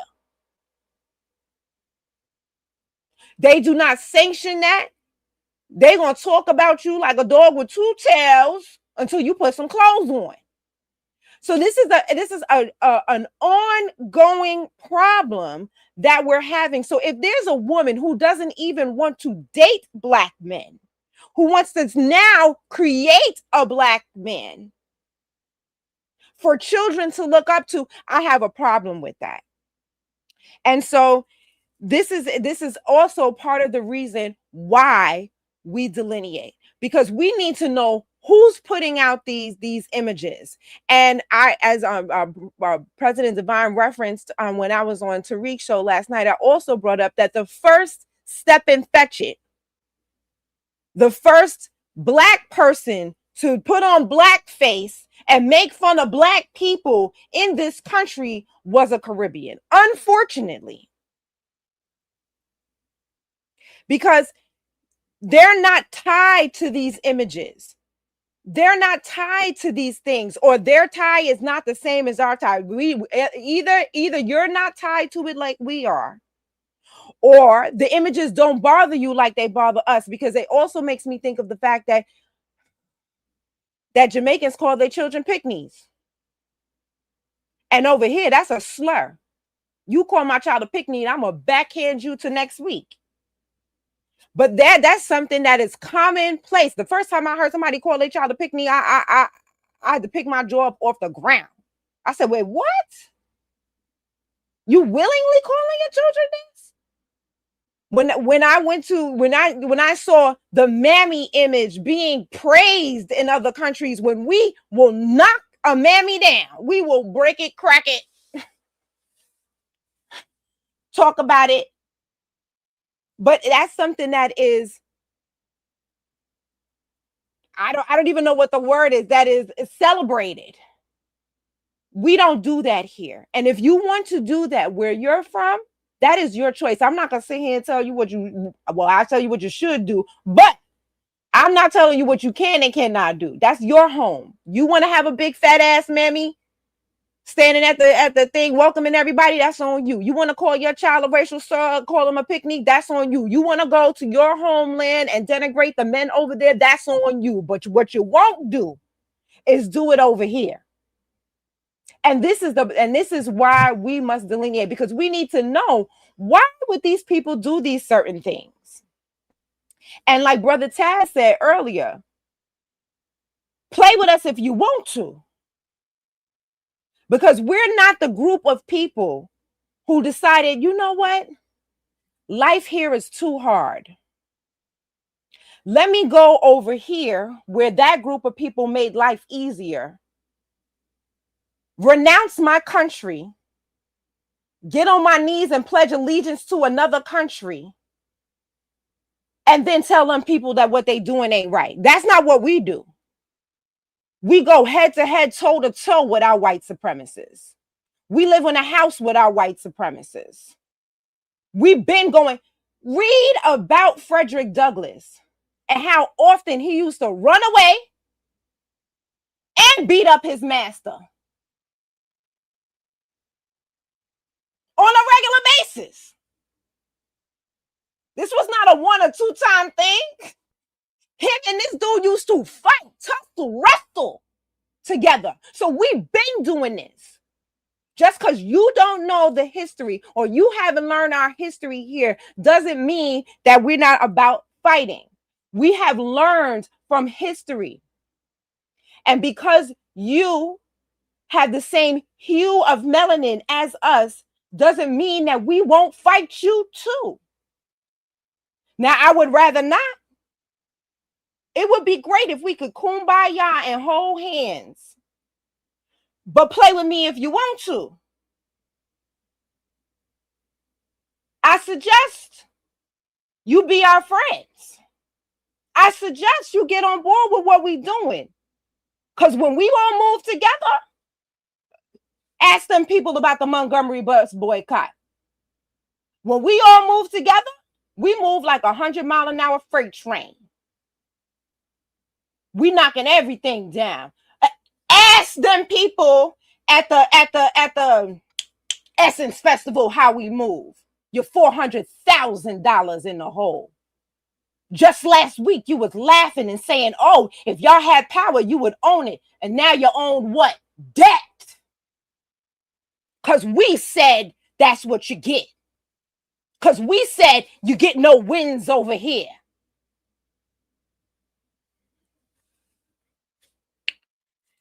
We will not allow Johnny-come-latelys to dictate to us how our life and our future will be in the country that we built. And I just want to shout out to our brother Melrose, who's in the chat. When it comes to foundational Black Americans / freedmen, when we changed our name, we changed the game. We changed the game. And that is why I said what I said about Jesse Jackson. And that is the nicest that I can be. May he take the term African American that he popularized, like President Devine said, he did not create it, but that he popularized and shoved down our throats. May he take that term with him to the afterlife. May the ancestors deal with him. May his Cherokee ancestors deal with him accordingly. Amen.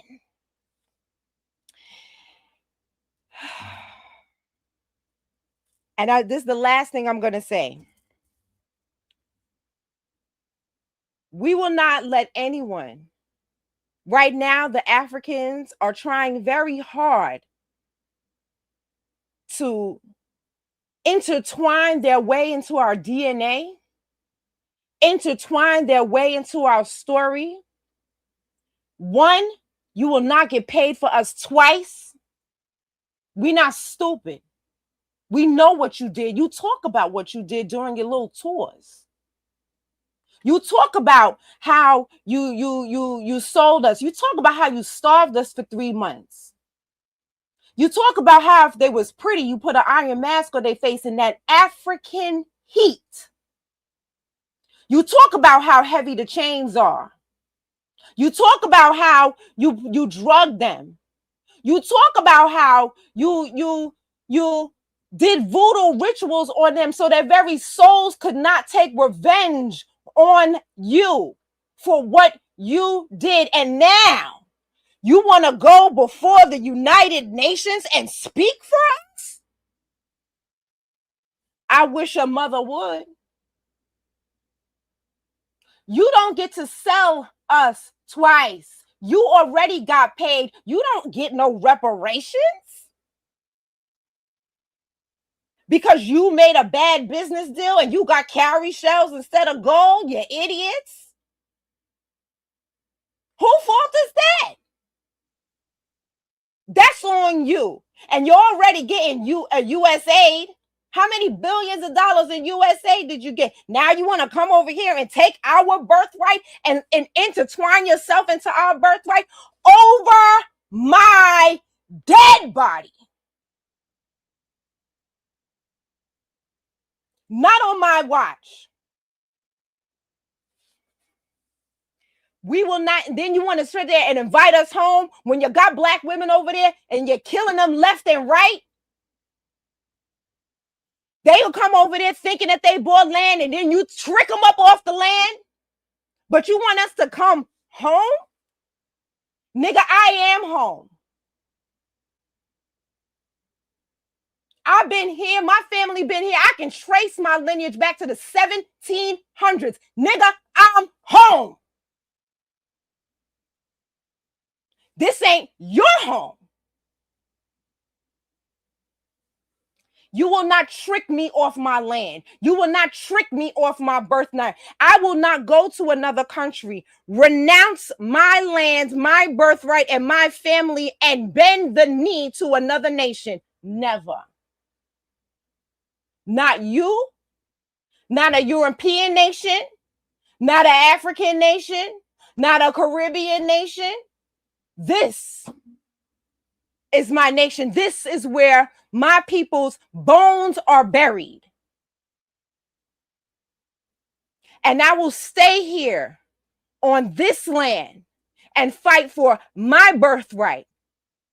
And it ain't over, like Professor Kaba says, it ain't over till we win. And I'm going to end with this because I almost forgot about the emails, child. I almost forgot. Send the emails. If you are an ally, if you want to help the U.S. Freedmen Project with what we're doing with our unconstitutional bills and our constitutionally sound bills, we are fighting for reparations and delineation in New York. And as y'all know, what happens in New York will spread across the country. It already started in California. You see what happened in California. We worked closely with the OGs in California. We are trying to mitigate some of those things here in New York, some of the things that they went through. So we playing offense and defense at the same time. So we got this unconstitutional reparations commission that Dr. Ron Daniels, that President Devine spoke of earlier, that worked with Jesse Jackson. He's on the commission talking big shit all the time. And I just be anyway. So we be playing defense. You may have seen some of my testimony from some of our testimonies, all of us here, all of our testimonies go viral from those reparations hearings. That is us playing defense, right? While we're doing that, we are playing offense by because President Devine and our champion Assemblywoman Nikki Lucas wrote a constitutionally sound reparations bill. We need sponsors and co-sponsors for that bill, right? Then at the same time, we playing offense by getting our delineation bill, again written by President Devine and our champion sponsor, Assemblywoman Nikki Lucas. They have written a delineation bill that is so tight that you can just copy and paste it into other states and other cities. Okay, same thing with our reparations bill, because we know that we have some of the longest let's see, immigrants with our hue, because I'm trying not to say melanated immigrants anymore after learning from Sister Keisha, okay? Immigrants with our hue than any other state, except maybe Florida, because, you know, we learning a lot that they was down there in Florida cutting sugarcane and listening to the radio and making reggae.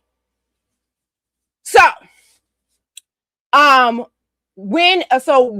bill is very, very, very tight for those reasons. So we need sponsors and co-sponsors for our delineation bill. Now, the delineation bill is super important because we need that bill to pass this legislative session, because the MENA group and the AAPI have already gotten their delineation pushed through. Their bills have already pushed through. The AAPI are the Asians. They want to separate from each other. The MENA is the Muslims. They want to separate from being white, child, because of 9/11. So we need our bill to pass this legislative session. So it's time for you to put the foot to the gas, because once we get it past this legislative session, we can now, because as we see, they got their bill passed, but they haven't done the paperwork yet. So as we see, just having the bill passed is not enough. We then have to fight to actually get the change made. So if all three groups can come together and fight for the changes to actually be made on paper and in the computers, then we could work together on that issue and that issue alone. Okay. And so, and that will, that'll put a battery in Kathy Hochul's back, because, you know, she's a cheap witch and she don't like to spend no money. She would charge us for air if she could, but she can't. So we don't want her to say, oh, well, I just paid the money to do it for them. You know what I'm saying? I don't want to do it again. So this will mitigate that argument. So that's why we really need you to send these emails. There are 5 total emails. Please send all 5. The link to the emails is bit. I've been putting it in the chat. bit.ly/BREUCK, call to action. That's bit.ly/BREUCK,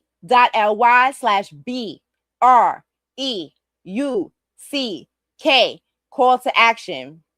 And you can hit me up on my various social medias. Hit me in the DMs. I'll send you the link. No problem. If you need to have any questions or whatever.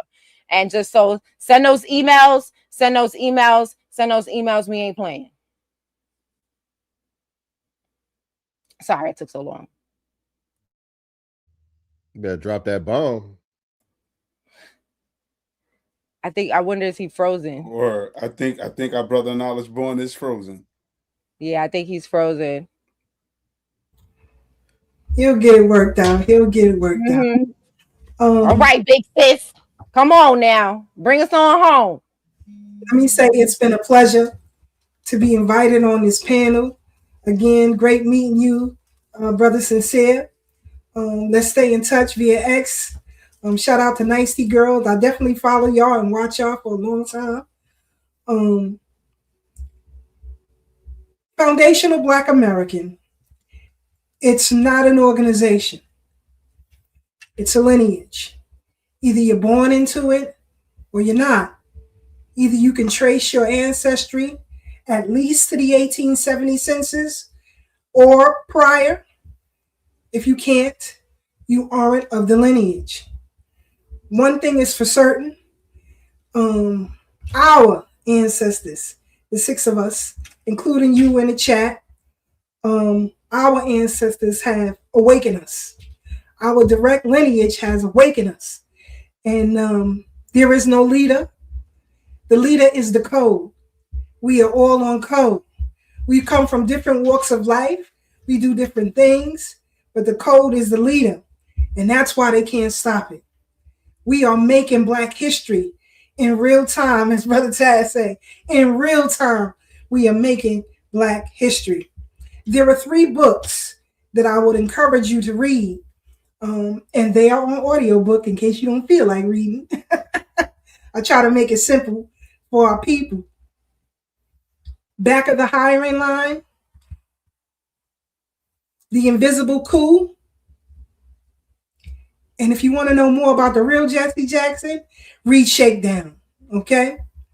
And that'll put it in clear perspective on who he was. Black Americans have left this country and moved to other countries. They are expats. But you can't find one who interject themselves into the politics of another nation, who advocate for tangibles for themselves in another nation. But we have to deal with that here. And no one seems to care. You have caucuses in the Congress, in your local government, that have already delineated themselves. You have a Caribbean caucus. You have an Asian caucus. You have a Latino caucus. All of these caucuses advocate and attain tangibles for themselves, of which we cannot benefit from. But they say we are the problem. We are being divisive. That is not so. Some people complain about the arguments that they may see online. What you see from us is a response that goes back to the Clubhouse days. If you were around back then, you know that some of the things you hear on TikTok, on X today, are minor compared to what happened in the Clubhouse days, where you have people taking FBA photographs and holding mock slave auctions. You just had a Congolese woman who said she would strap a bomb to her chest and come around us and unalive us. Then you had a Caribbean woman follow that up with another threat. These are terroristic threats. Now, we may call you some names like Tether. All Caribbeans, all Africans are not tethers. but all tethers are Caribbean and African. Either you're on code with us or you're not. And if you're not, that's fine. Stay over there. At least we'll know who our adversaries are in plain sight. I want us to remember that we too are not fleers. You see, I can walk to my great grandmothers, both of them. I can walk to their grave sites right here in Brooklyn. As Brooks said, on one line I've traced to the 1700s, the other to the 1600s. The one ancestor that I did find that came from the continent of Africa, I have a copy of the bill of sale for his slavery. And so again, when you know your story, it hits different. It hits different. And as Brooks said, we knocking down all adversaries in our way. This is about lineage. This is about freedom. And it is about justice. And so, remember what I said here. The 6 of us are a powerhouse. 45 million of us are an atomic bomb. And that's what's happening around this country. So, I don't care if you're Democrat. I don't care if you're Republican. I don't care if you're an independent. I don't care if you're a bus driver, run a Fortune 500 company. I don't care if you're a physician. If you are of the lineage, you have to stand and fight for us. People often say that, I wish I was around during the 60s. I wish I was around for that. This is your 60s right now. We understand clearly that the system of white supremacy uses roadblocks. They are fighters 24/7 a day, 24 hours a day, 7 days a week. They never let up. So our fight is 24 hours a day, 7 days a week. As Brooks said, you can go on YouTube and put in New York Reparations Commission, and you will see our testimonies that we are there fighting for you. And so please send those emails. They are already pre-written. You don't have to figure out nothing to say. You can sit there and read it if you wish. You can read the unconstitutional bill and the sound bill that should pass. In fact, I showed it to some judges, and they said, finally, we are getting it right. Finally, the language is right. When the Japanese received reparations for their internment on this soil, only those who were harmed received reparations. Not all Japanese, but you didn't see other Japanese, whether they were in Japan, in Europe, or here, say, no, they shouldn't get it. The disdain for foundational Black American have gone on for far too long. We have heard these murmurings for quite some time. We have no culture. Well, if we have no culture, why are you trying to steal it? From hip hop to the foods we eat, to how we move, to the language. We are masters of language. Nobody creates language so rapidly and so forcefully every day, and everybody uses it. That's how gifted we are.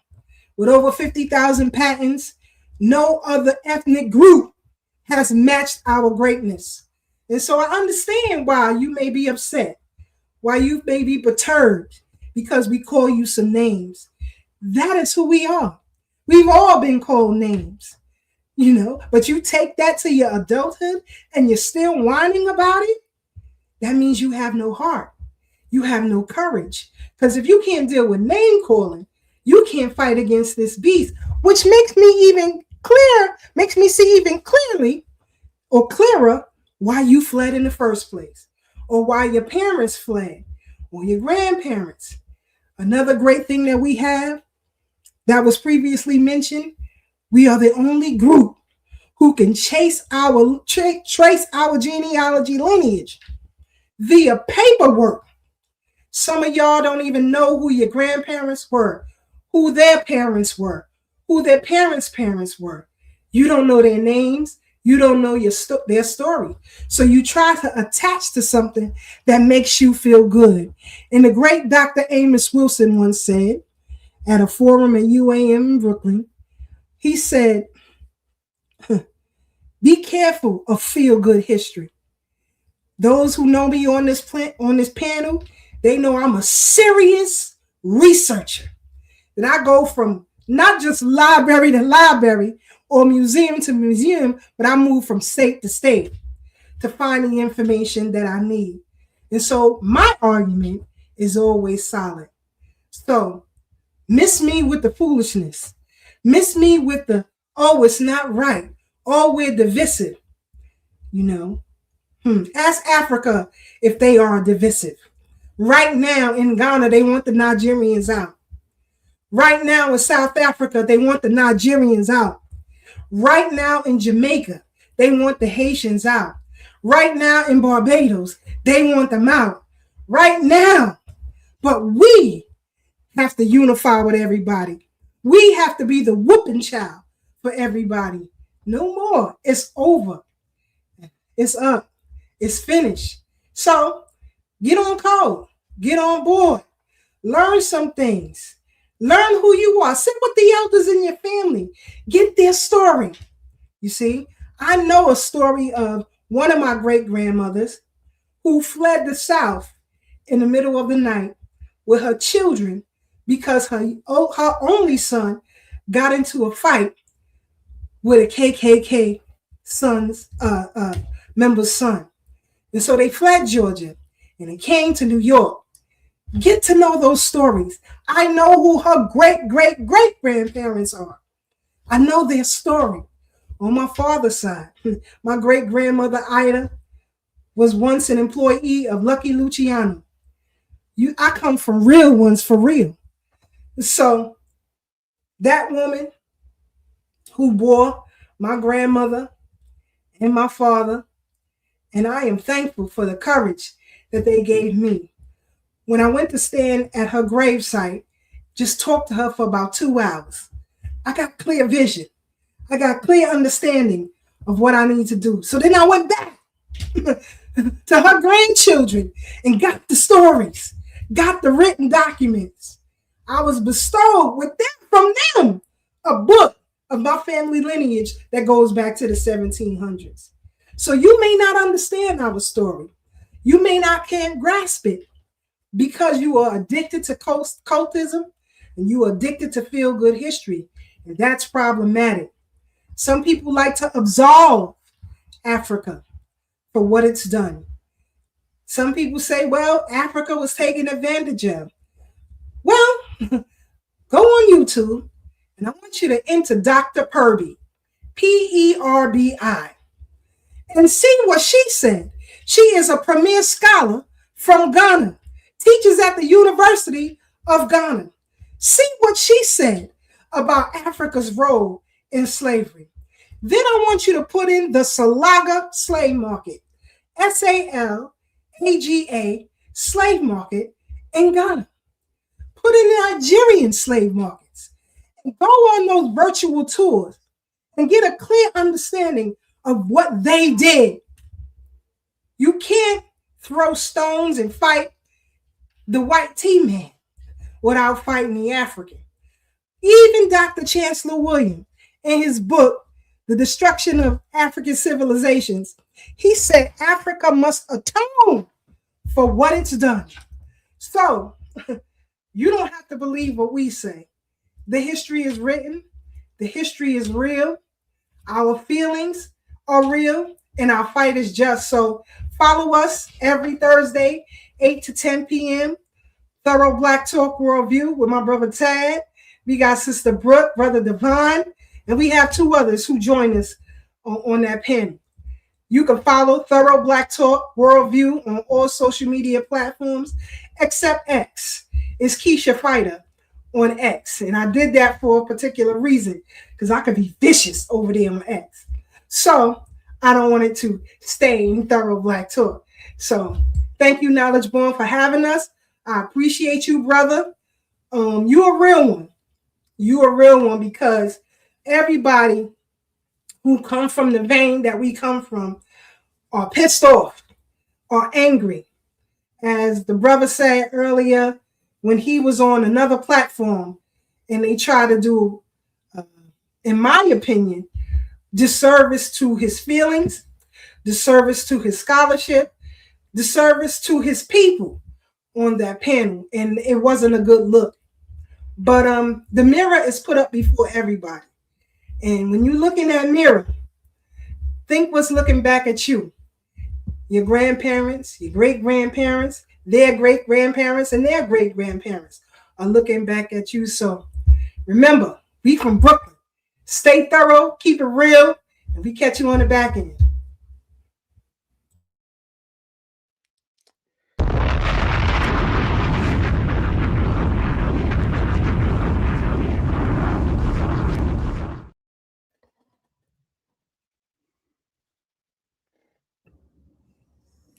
I want to thank y'all. I want to say to my brother and say he did his thing over there. But you can't sit down with monkeys, rats, Oh, and one more crackheads. thing, if I could, Knowledge. Go Do ahead. me a favor, for those of you in the chat. In school, you were taught about the Underground Railroad. Now I want you to study the reverse Underground Railroad and see where that takes you. Thank you for letting me say that. I appreciate it.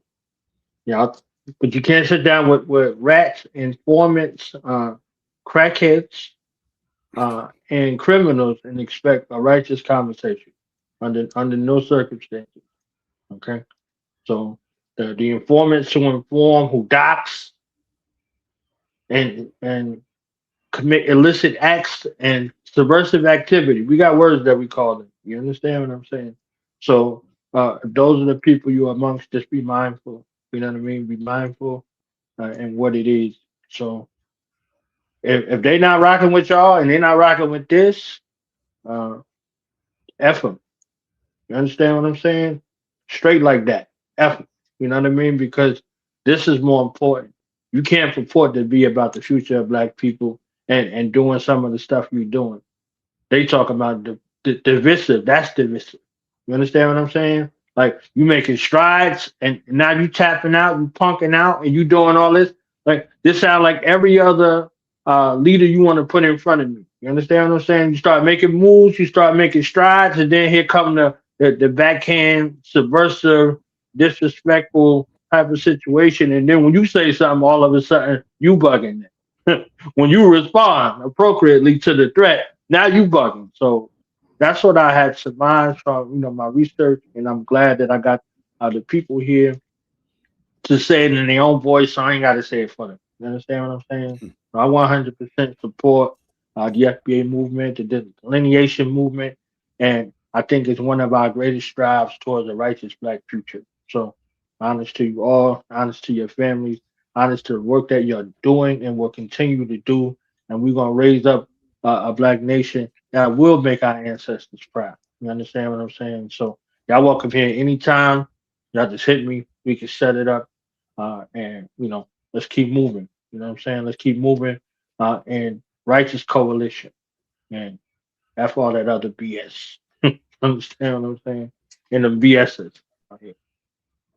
So that No I doubt. say peace, love, I and need all y'all on my joint, man. Y'all got to hit me up, man. Brooke, we've been wanting you to come on for a minute. Stop playing.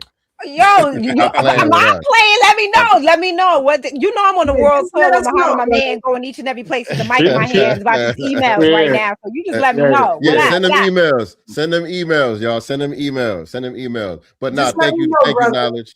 Thank you, Let knowledge. me This is know. We'll be there. great panel, man. Very, very thorough. I'm glad that you introduced me to these brothers. I was already familiar with Brooke and Divine, but the brother Chad, K Fighter, very much a pleasure to meet y'all, man. Same here, bro. We got to link up. Definitely.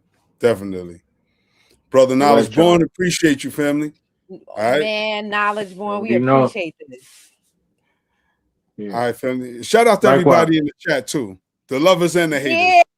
Yeah. I've been hopping from all 4 chats. No doubt. All right, peace, family. See y'all on the Brooklyn Bridge tomorrow. Thorough Black Talk. I'll be Facts. there.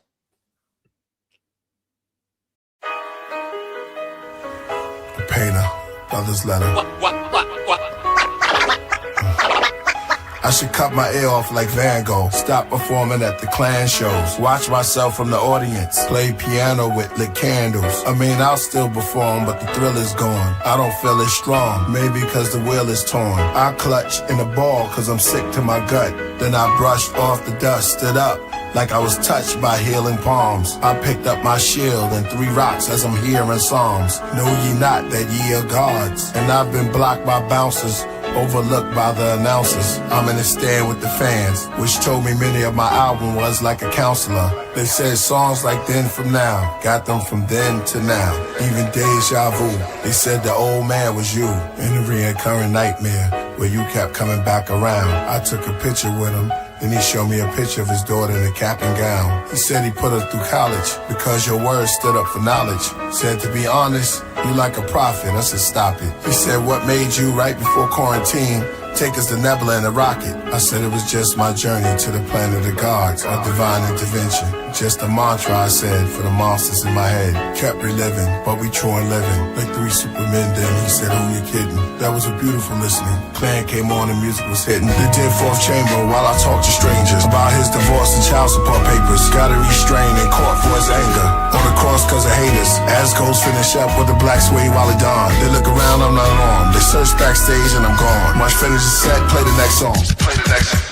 Nobody would remember, he hardly was a member, but the gods was his avengers, with the bars always an inventor. From kindergarten to jobs at the center, from the mini-mart, pocket cars for the winter, kept a penny jar, what's the odds I get injured? Dreams of a football star was hindered, my lovers died, my brother's demise, my first son arrived in September, Virgo. No more pop locking like a turbo. Stopping in Stockton in my circles. Melanetza, love was eternal. Ancestors, embrace her. Soared in my dreams like Jacob.